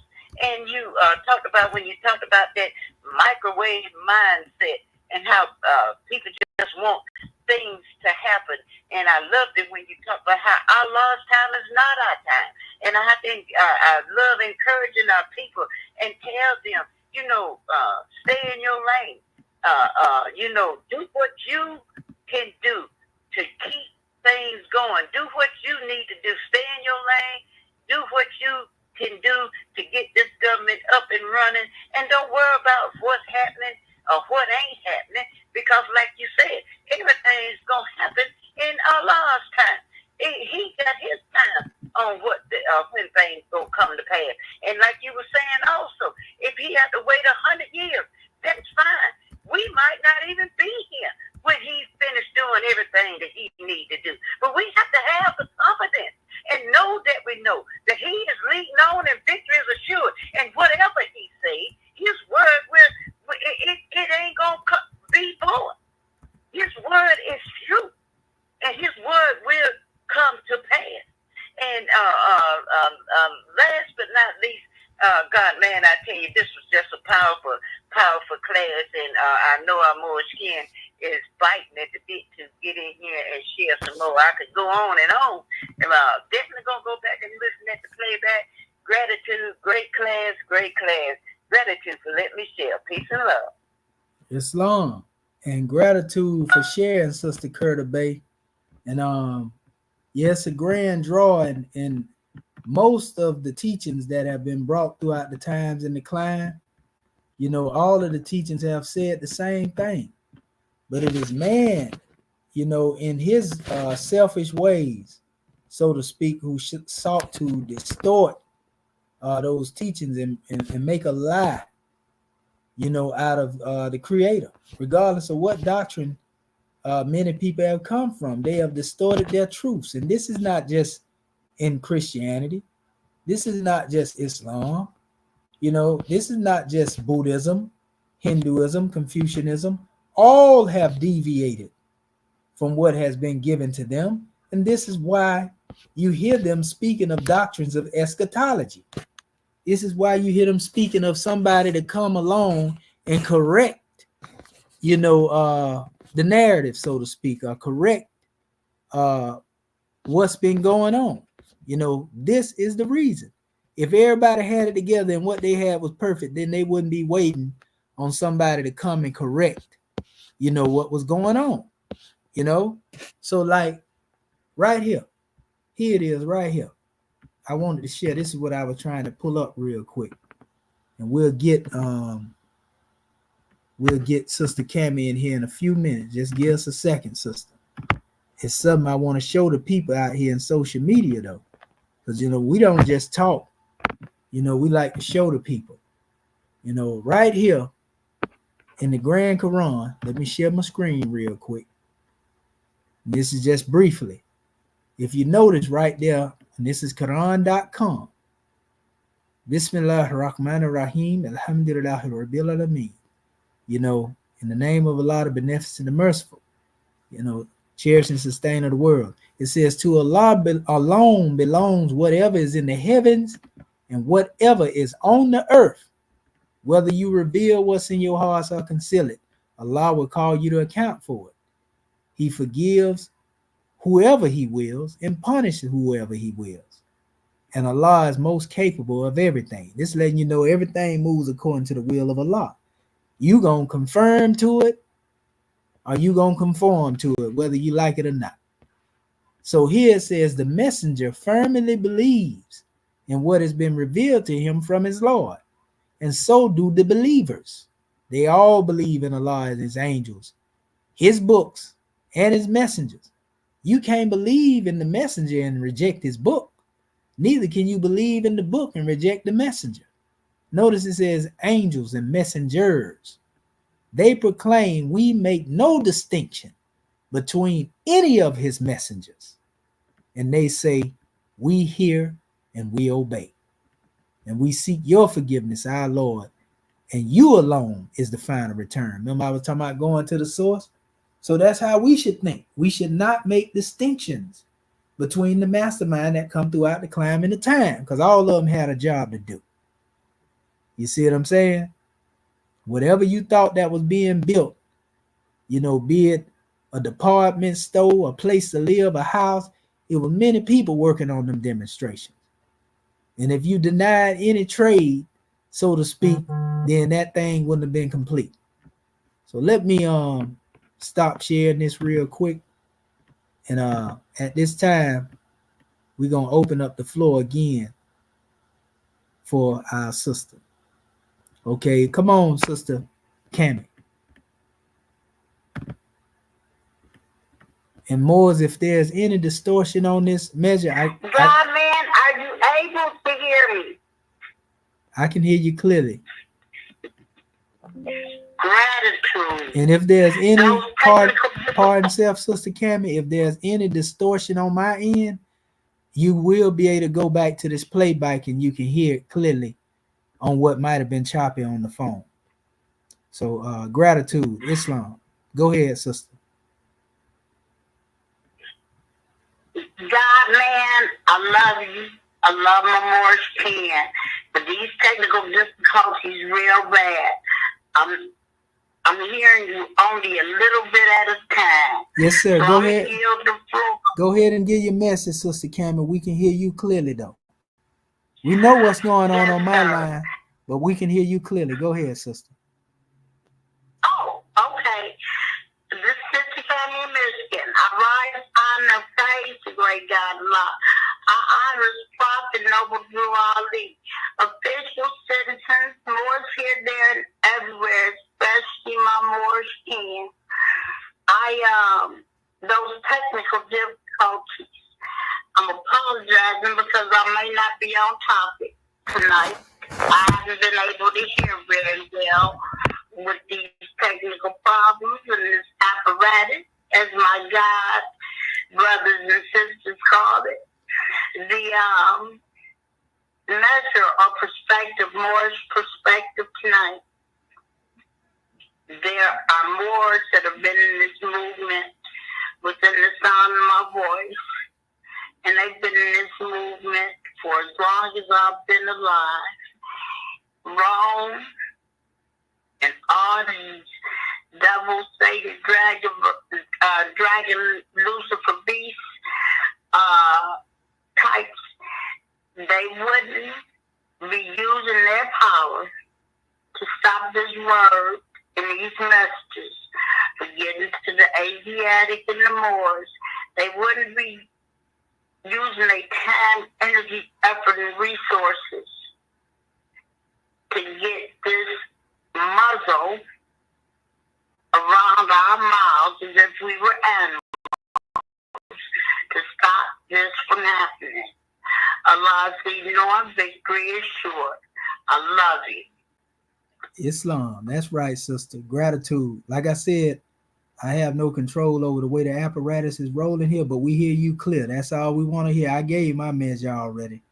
But when you go back and look at this video, it will be clear. You can hear whatever it was that you missed. The video is out there in social media. Islam. All right. Next more.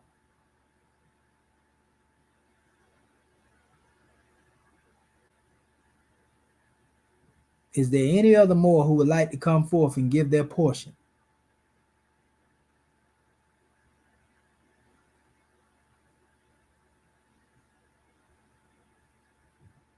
Islam Moors, can you hear me? Can you hear me on the conference call? I know it might be choppy, but I'm just calling on y'all. I ain't talking to speak. I'm just calling on the Moors now. So don't worry about it being choppy on my end, because I ain't going to speak no more. I'm calling on the Moors. Islam. Islam. Yes, this is the Royal Minister Michael Moore, Bailey, North Carolina territory. And once again, I rise to give praise to the great God. I honor to our prophet, to our lead. I honor to our citizens, our officials, and our government. I honor to this grand class, God, man. But you gave us a whole lot to think about. And the main thing I thought about is any time a prophet comes and asks who made you and gives us the answer as well, is letting us know that the will of our Creator is present. Let us know He is here to establish a new relationship with His people, to save them from their sinful ways, with the solution for the cycle ages, bringing in a new ever a time, knowing that Lord governs all exists. You know, the Lord for us to get in line with His perfect will, knowing that we are here with third eyes wide open, waiting to bring in His new world order, love, truth, peace, freedom, and justice. That is the solution for fallen humanity. And the NBC, Negro, Black, and Colored problem. In reality, He made us to do His will. So we see that it is no need for all of these Moors out here going their own separate ways, doing their own thing. You know, the will is to get behind our prophet, follow our prophet to the destiny that is neither unknown nor uncertain. See, because Moors are men, upright, independent, and fearless who care for their loved ones. And we know that we must, as we are acclaimed into a nation of people, we must follow His will. You know, and it shouldn't be no discrepancy about that. The prophet said salvation is our unity. So this is what is needed in order for us to do his will. It's not complicated. And in doing so, we will definitely bring about the order that he has given to us that's going to save all of humanity. Because we know that law governs all of this, and when he comes with the general laws to give us an advancement into the supreme law, to let us know that we are a holy people, that we are one nation, that we are his people. And as long as we realize that, it shouldn't be no competition. It shouldn't be no discrepancy. That we know who made us, and we know he sent a prophet to us to let us know, look, this is a new era of time now. It's time for us to get ourselves together. It's time for us to let the world know that we have been visited, that we are and have been made to be the will of the great God made manifest. This is our day. This is our time now. As you were speaking, you vibrated the ether so hard that it just knocked out all the communication. But you know what? That's okay. Because the prophet said that the last ones to come home is going to be the preachers and the masons. And he said that they're going to fight him both tooth and claw. But they cannot win. So we know that Allah is Lord, and we know that victory is sure. So the sooner we get in line with the day, if we will, the sooner we will be free, be liberated, and resolve the problem. Islam and gratitude. Thanks for the class, God, man. Peace and love. And Islam and gratitude to you as well, Grand Man. Gratitude for the measure. Yeah, we're going to get us a new apparatus, soon. Try to fix this problem if that's the case. But Islamism. Well, all right. Are there any other Moors who would like to come forth and exercise day 5?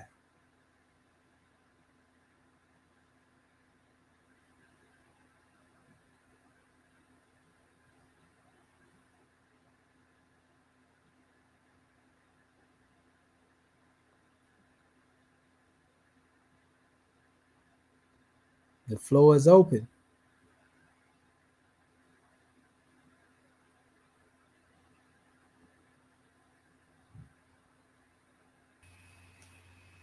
Islam. Got a silence of the lambs, huh? Okay, Brother Muhammad Bey, you got it, Grand Man. Islam. Am I coming in clear, Grand Man? Oh yeah, we can hear you clearly, brother. Everything dealing with the computer is clear. It's just my apparatus. I just got the apparatus so the Moors can speak and we can hear them clear. Because it ain't, I thought I could share the audio and they can hear it from that side, but I know mine choppy. That's why I'm doing my audio through the computer. Praise Allah. Allah is the best arranger of all things. Islam. I'm Divine Minister Dr. Jarrah Hamid Muhammad Bey of the South Carolina Consulate. I want to give praises to our Father God Allah, who is the best knower, the best arranger of all things. I want to give the highest honors to his holy breath, manifested in the temple of a perfected man, as Prophet Noble Jew Ali. I want to give honors to our Moorish American government, to our Moorish American nation. Brother Muhammad, you breaking up. We can't hardly hear you. Breaking up? Can you hear me better now? Yeah, you gonna hear it broke up, Sister Dendra. They're choppy. Yeah, you gonna hear him broke up because he's speaking through the computer. Okay, Islam. It's my apparatus, sister, and I can't stop what's going on, the frequency. You know, I can't control it. That's why I spoke through the whatchamacallit. Muhammad Yes. Bey, you want to call and speak through the phone, brother? That way the Moors can hear you better. Could you repeat that again, Grandman? I say you want to mute out on here and speak through the phone so the Moors can hear you better? Like just Okay, call yeah. in on the conference call line? Okay, I'll do that. I'll Yeah, call because it. they can hear And then you I'll better let through somebody that. else come in and while I call it. Yeah, because anything that's coming through my phone, it's going to be choppy. Okay. Gratitude. Okay. Yeah, go ahead and call the conference call line and we'll wait on you and let you get a measure. Islam. Yeah, give our brother a minute.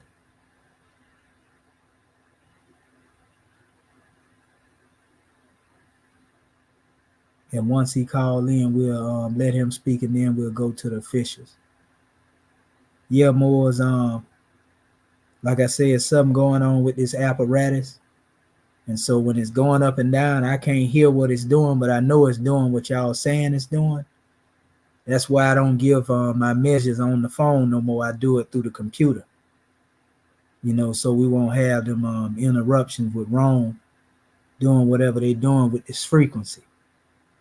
You know, so this too shall pass. Just be patient. You know, and we're gonna try to replace this apparatus, mashallah.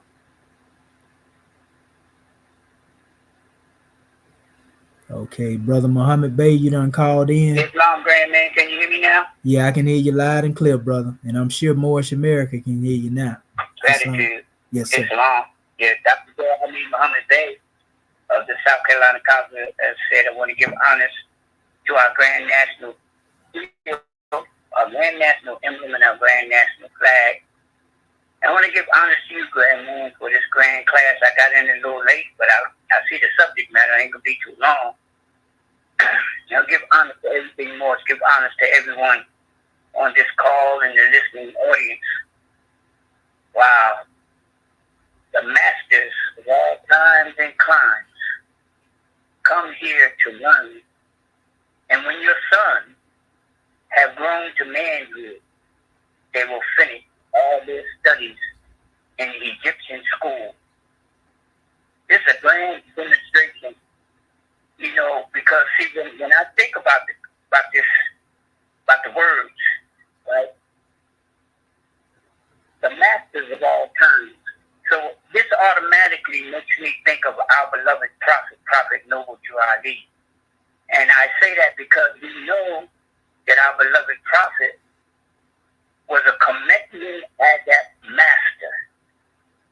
So now when we reflect upon that, knowing that he was a master, it says the masters of all time, right? And we know that our beloved Prophet went to Kemet and was recognized, right, by the master scientists in the Kemet priesthood there.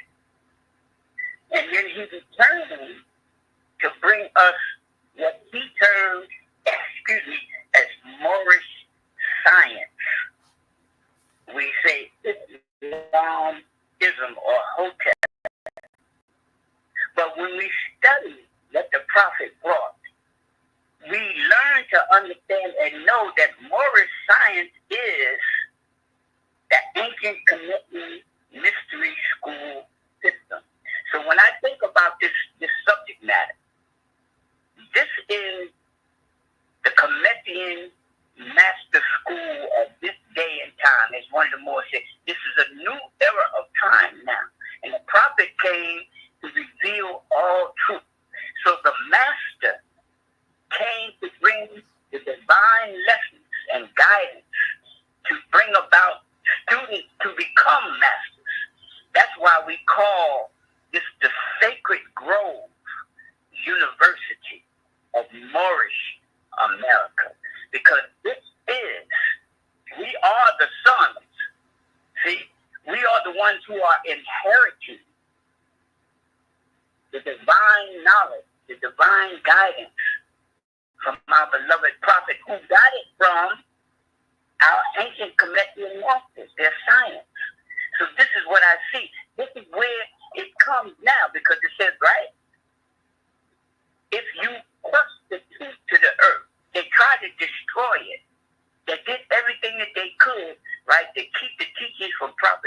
bourgeoisie becoming public, getting out to the masses of the people. But as one of the Moors just said, this is our period.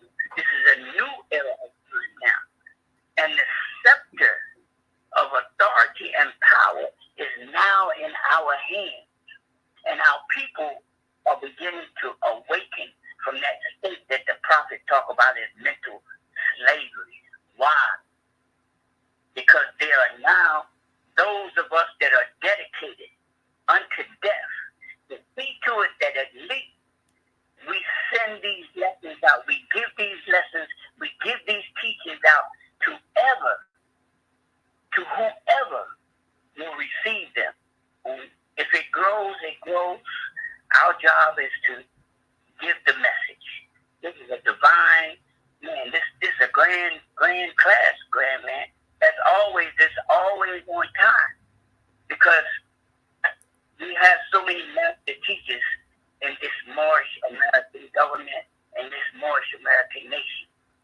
Those who are masters of the science.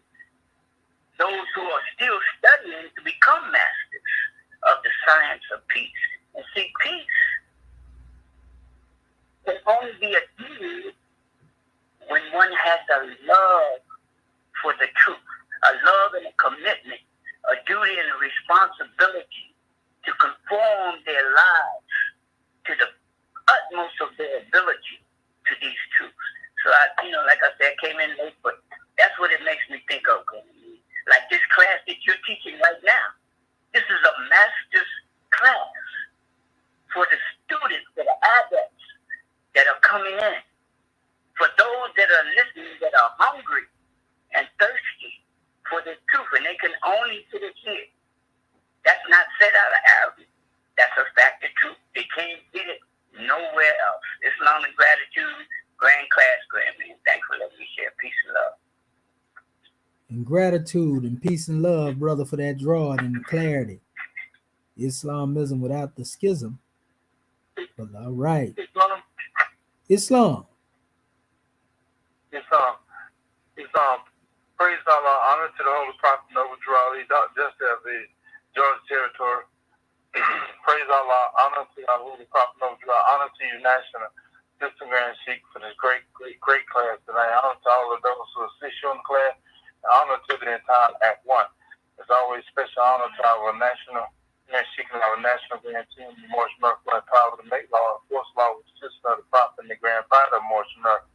Honor to you for the great class now. Our National Sister Grand Sheikh, the Sister Grand Sheikh to the Sister Grand Sheikh and all the fair, it is according to love, truth, peace, freedom, and just and normal for the citizen of Moorish America. For you know, so the Prophet is there, broke everything, takes to save a nation. Not taking to save thyself, he says, I get you to thinking you say yourself. To just be quick about it, praise Allah, honor to our Holy Prophet Noble Drew Ali. The thing that hit me was who made you.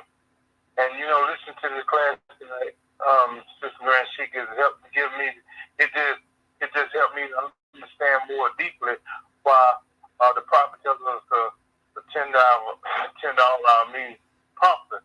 Because, if you really get anything above your neck, you're going to have to continue to attend these classes. Because, see, you take, it says in our divine constitution, I won't get so much so for his admit. He said, all men, I'm just getting this for all men now must proclaim their free national name to be recognized by the government in which they live. The nations of the earth. In order to get these laws and lessons, be able to understand anything in these laws and lessons, you got to proclaim your free national name. You got to, you attend the classes, and you got to be recognized by the government in which you live in the nations of the earth. Listen to this class tonight. I tell you, I know how to do me some retracking or recalling, because it just simply tells me that no matter who you are, who you think you may be, unless you get these laws and lessons, you're not going to get it. And when you was talking about more getting stuck, and this is what had happened to so many of our people, refusing to move forward and get these laws and lessons, continue to learn, because when you get stuck in a moral science temple, temple, that's just it. They'll throw you as dead because there's just so much more to do. Because those, you talking about general laws, these are supreme laws. This is going to a higher level, a higher degree. This is going deep. This is carrying you deep within yourself where there's additional walls to be moved in. And if you do not obey what the Holy Prophet Noble Durali said, you're just gonna remain there stuck. And that's just that worse. That's just like being still dead in the head because you didn't obey the Holy Prophet Noble Durali. And then when you say, when I hear the word ancient committed teachings, what I think about a lot is when the chairman made it clear, you have to attend your classes. You have to attend your classes. And that's just like that. If you don't, that is saying what the prophet said. Unless I'm at the head, you're not gonna make it through. And I understand a little bit better. This is what happens more because they don't have the prophet at the head. If you got the prophet at the head, then you'll be home here in the Morrisburg government getting these holy and divine laws and lessons, especially like the night class. It helps you to recall the why it's so important to attend these classes. If you don't get it today, you may get it tomorrow. You may get it next week. But if you attend these classes, you're going to get it. You're going to get it. But everyone there, of course, understand you're going to get it. But unless you attend your classes, you're not going to make it through because it's just the same as the prophecy. You're not going to make it through unless he's at the head. And this is what happens to so many Moors. And this is why Moors are stuck in those temples because they truly don't have the prophet at the head like he instructs the laws to do. Because he said, I from Sunday school come a guidance of a nation.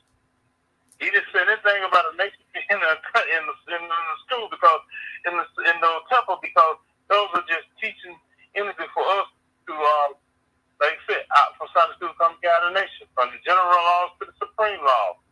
And this is why we have the Morris American government. If you check the record, Morris American government is dealing with the supreme law. With that being said, honor to you for the class, sir. Praise Allah, honor to our Holy Prophet Noble Durali. Much gratitude, much love, peace and love, Islamism. And peace and love and Islamism, brother. Gratitude for the measure. Grand way to put the capstone on it. Well, all right, let us call 4 or 5 officials.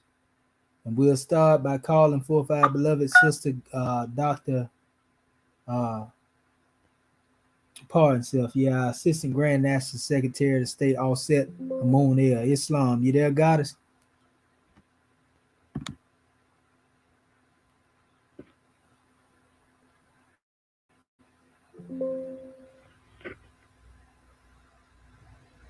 Well, all right. We know our sisters about the business of our Father God Allah. Praise be to Allah. Islamism without the schism. Well, all right. Let us call forth our National Grand Mufti, Dr. Khonshu Ma'at Herubay, the Royal Council. Islam, you there, Grand Man?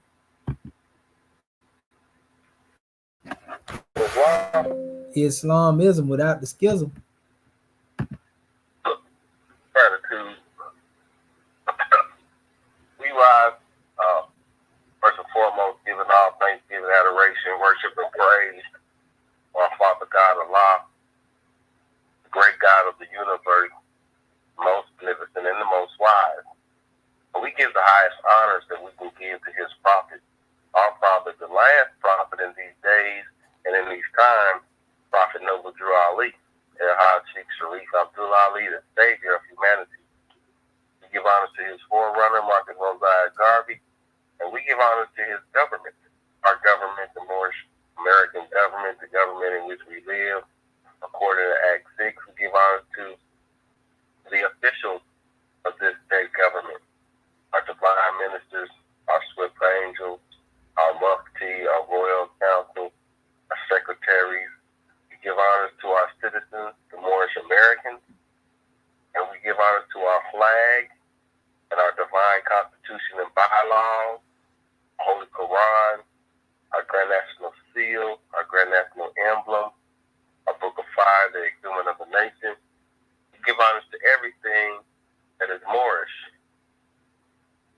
We give a special high honors to you, our National Sister Grand Sheikh, Dr. Shadu Media Metro Well for this grand Moorish perspective. We give honor to all of our Moorish kin who have spoken before us and to our Moorish kin that will speak after us. We give honors to you, angels.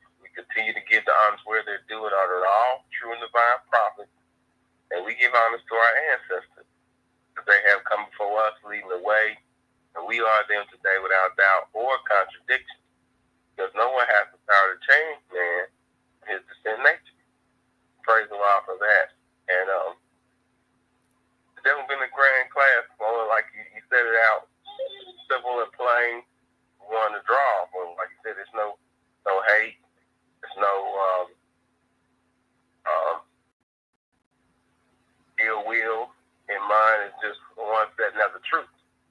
And we know that carnal man doesn't like the truth. It's too stern for one.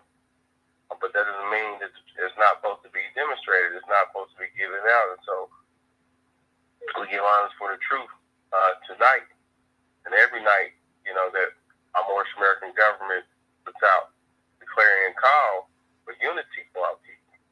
It's really that simple. The prophet said we want people, and we should be demonstrating with the families of nations.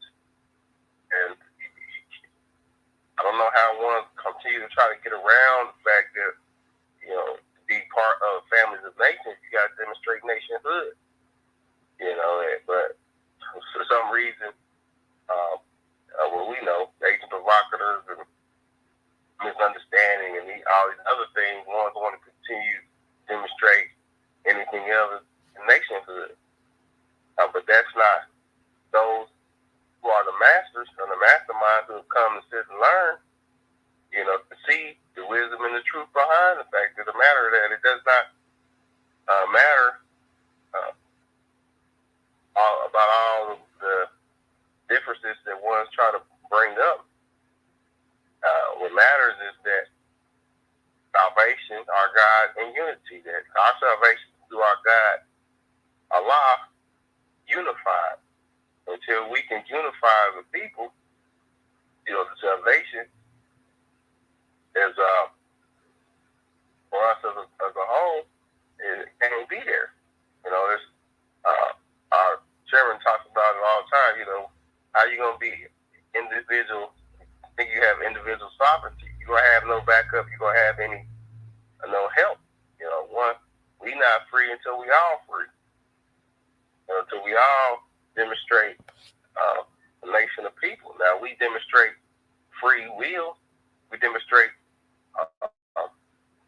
secessionists and ones with the free will and thought patterns. Those who are able to use their five senses and do so to take ourselves out of a situation that is detrimental to us. As the prophet said, it's European, it's food in its ways, it's just plain poison. So to continue to try to ingest the European thought pattern or to integrate into a system that is built on poison, is retarded. To me, just plain foolish. So we have to demonstrate as the masters and be able to see the difference between something that's pure and clean and something that's tainted, something that's mixed and diluted. Stained, colored, varnished, and dyed. We have to be able to see that for ourselves and demonstrate the responsibility of knowing what that means. And so, like I said, it was a grand class. It's demonstrating that we on the incline, we on the apparatus. We are high above, as they said at Cavalry MTAR, the Moors, the vanguard, the Moors that are with the prophet 2,000 years ago and with them now. We're up on the incline, and we can see these other ones who think they're on that same road, but their insidious schemes and plots and trying to demonstrate this purity or trying to make it seem like where they're demonstrating purity, but the children of wisdom is the ones laughing at these ones. And they're laughing because it's funny. It's funny to see. It's kind of like that European from Australia trying to demonstrate breakdancing. And she, the ones who really do that, all they can do is laugh. They might be upset that she misrepresenting the true art form, but ones who really know what it is can't do nothing but laugh at the foolishness or folly. Because the pureness of it is an art. What we have is pure. And what we have is demonstrated in the science of the Moors, of understanding that what we do and what we create it comes from the will of the youth. That one has to function on all points. Demonstrating love, truth, peace, freedom, and justice for this thing to come together. This thing to do what it's supposed to do. Not that one man or any man can stop the show, because the ball is already in place on Babylon. It's rolling down, and ones who's going to get in the way will be crushed to powder. So we ain't really got nothing to worry about, because those who think they're going to be in the way, as the prophet said, they're going to be crowned to powder. And there's nothing they can do, because Allah is leading on, and victory is sure. There is no question to whether we're going to win this demonstration or not. It's just, as one said, whether you're going to be around to see it.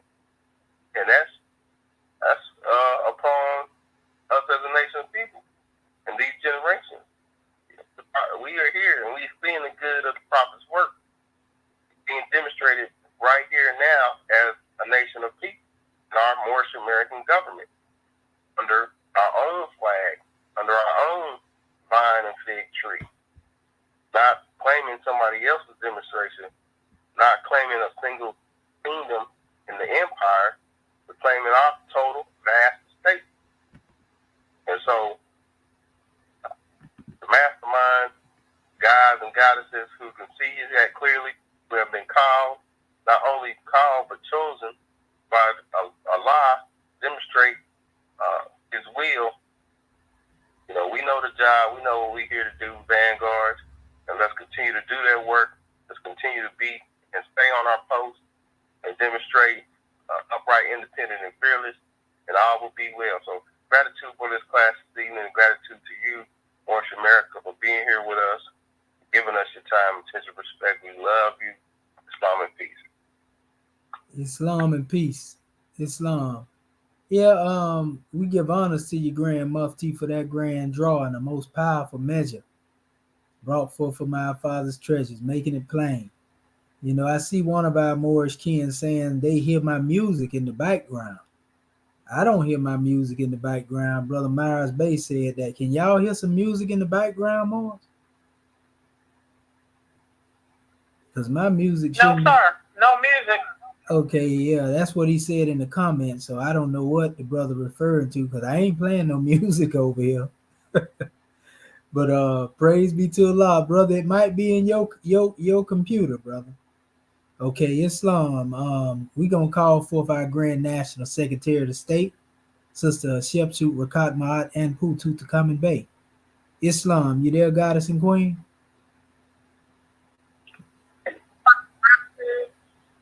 Islam. Gratitude. First of all, I want to rise, giving all praises to our Father God Allah, giving honor to our Prophet, Noble Dura Ali, the last prophet in these days and times, giving honor to our Moorish American government, all of our officials, staff, Swift angels, muftis, divine teachers, especially our Moorish kin. Giving honor to all those Moors that spoke before me, all those Moors that will speak after me. Giving a special honor to Act One, to our family online, also to our National Assistant Grand Sheikh of Moorish America, Dr. Shadwa Menti El Mohedjed Shepsuel, for opening our meeting according to law and also hosting a most beautiful Moorish Perspectives class this evening. Our subject matter is coming from ayahs 14 and 15. Our subject chapter for the week, the mystery of the sages.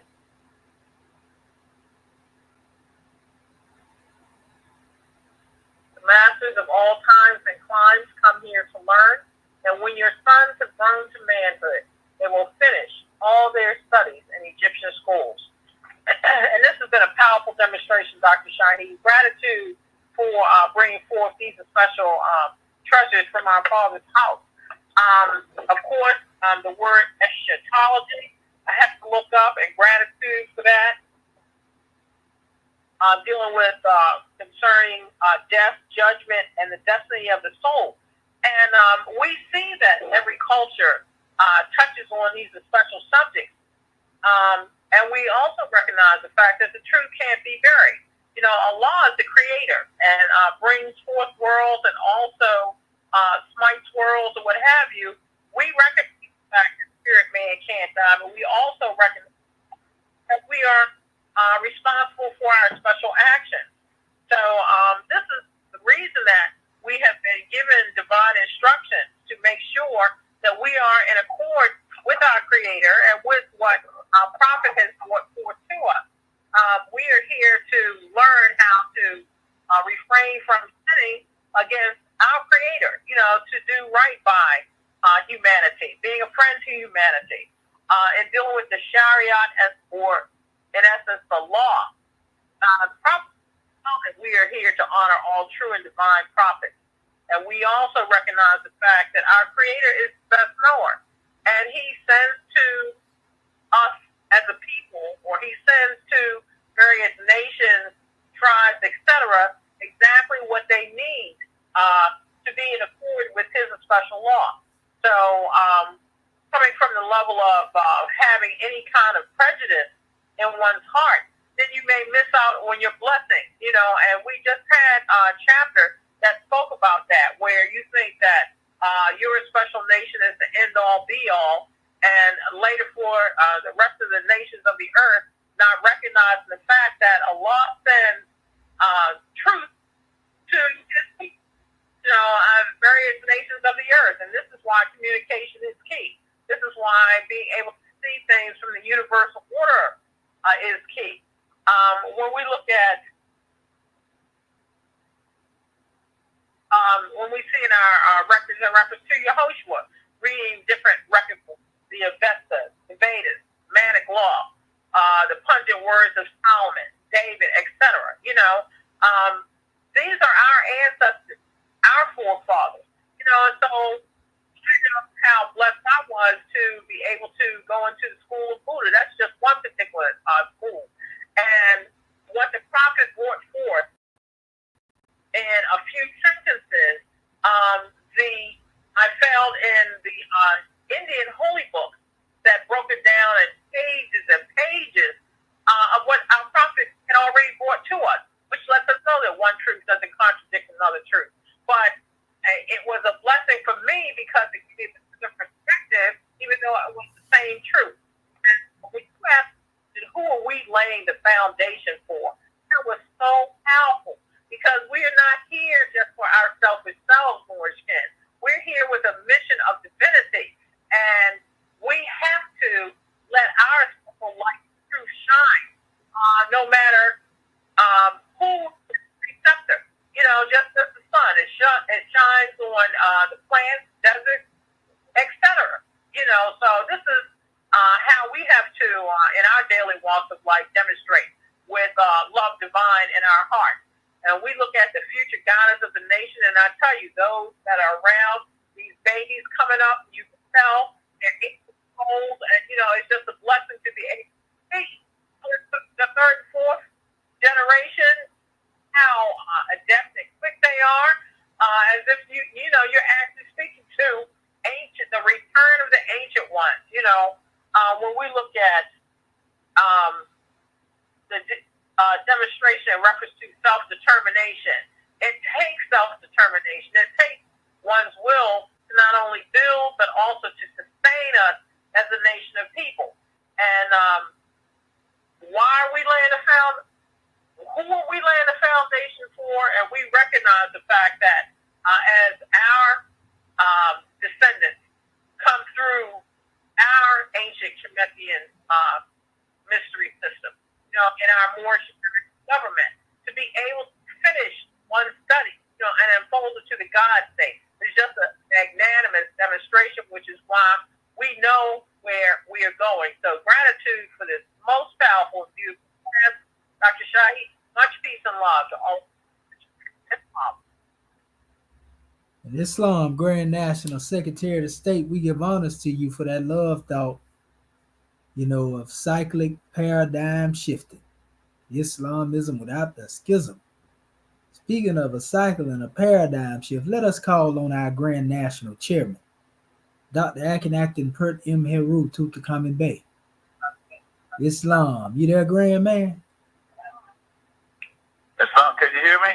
Oh yeah, we heard the amount of time you came around the sun, Grand Man. Islam. Well, let me give praise to Allah and honor to the Prophet of Ali, and send on to the last of these days, the time that was sent to bring us the everlasting gospel of Allah.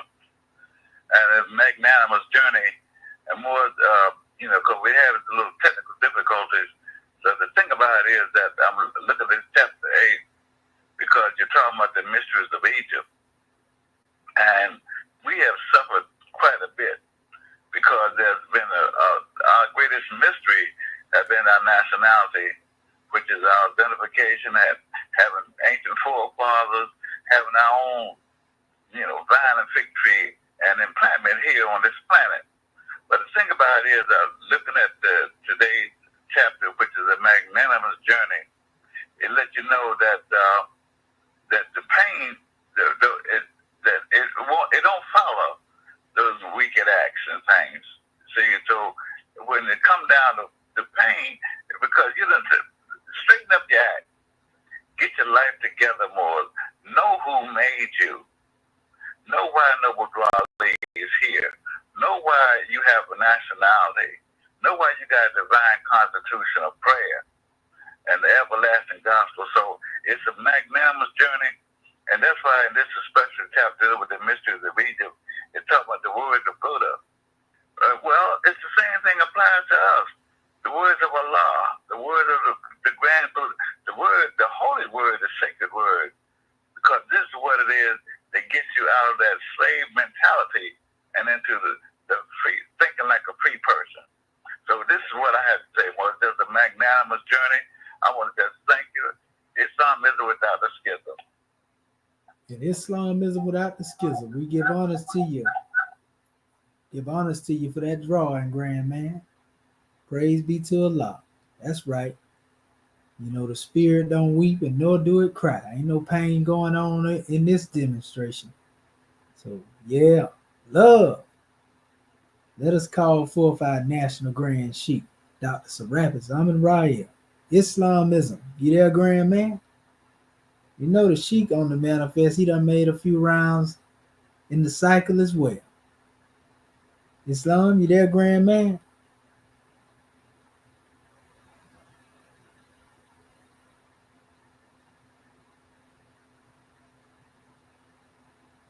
If you're speaking, sheik, we can't hear you.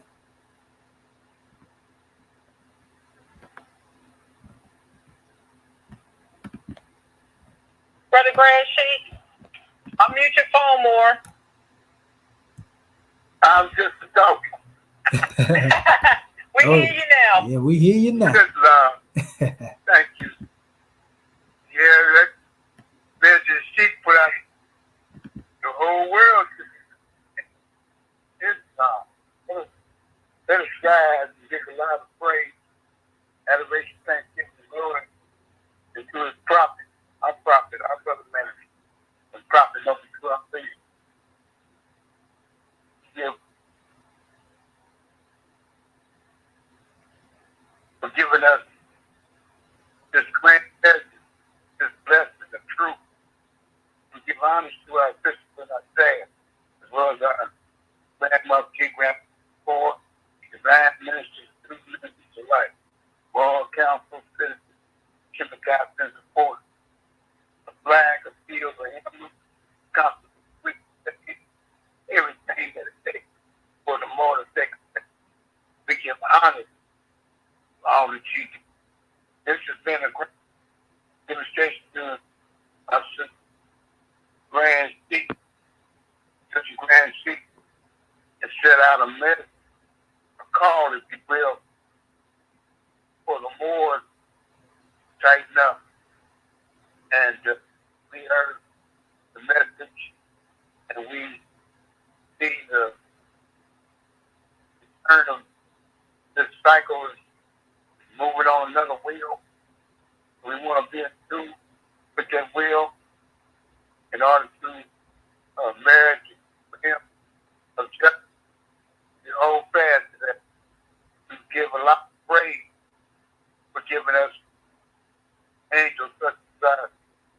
and land speak, and the multitude ones who have come from the land of the dead to the house of the living to give us a measure of our ancestors that they get in the lesson and the blessing that they have been the reciprocal of being in the context of today's measure. Appreciate that.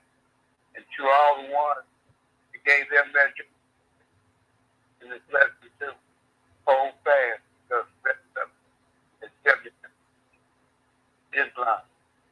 Verse 15. Everybody from all citizens, they must end all radical agitating speeches while they're working on the streets. Real peace and not destruction. Stop blasting your card because of confusion. Remember, your card for your salvation. Pray that you obey these orders of his severe consequences. We have to love truth, peace, freedom, and justice. And when these principles are violated, justice in the second court. Any citizen or group of citizens or omission goes towards the government or the property or violate the divine covenant of the Moorish movement will receive their reward from Allah for their unjust deeds. All true Moors will and must obey the law and lay down them by the prophet. They lose confidence in the prophet and just turn their guard, but each one determined to bed and return to the state without the prophet found. This is an error. Dying moment, brought by the prophet, know what you're violating. This is if the prophet's not right, the government's not right. The prophet, therefore, is setting out his divine plea to all Moors and men that they do their part in protecting the prophet and the government. This is an everlasting movement brought by the prophet, the will of Allah, to redeem his people from their sinful ways. By all the prophets, know what you violating. This divine warning is supreme law now and will be enforced by the said government hereby. Islam, Islam, Islam. Holy covenant of the Asiatic nation. A year the children of one father provided for by his care, and the birth to one mother has given you son. And the bonds of affection therefore unite thee with thy brothers in peace and happiness when dwell in thy father's house.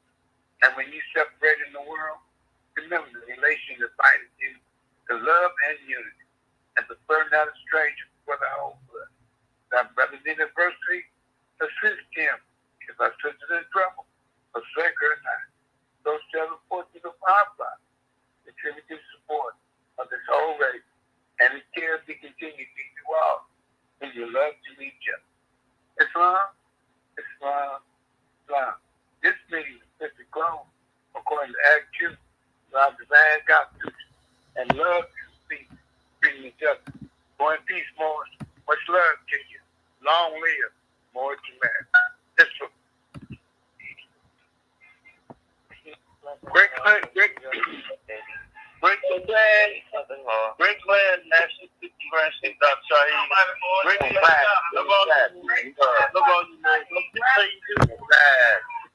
Great land. Dr. Shaheed. Love y'all. Praise the Lord. Islam, we give Islamism, we give honors to you, Moorish kin. If we don't build it, I was able to hear somebody say, praise Allah. Love it. Islam, if we don't build it, who will? Islamism. We are the ones whom we wait. Islam, Moors. Islam, Moors. Goodbye. All right. Want to give honors to all the Moors that checked in. Born Dog, Kamat, Gary Miles Bay, C-Mac, and Noble Brian. Honors to y'all, family. Peace, love, and law at all costs. We love you. Peace and love.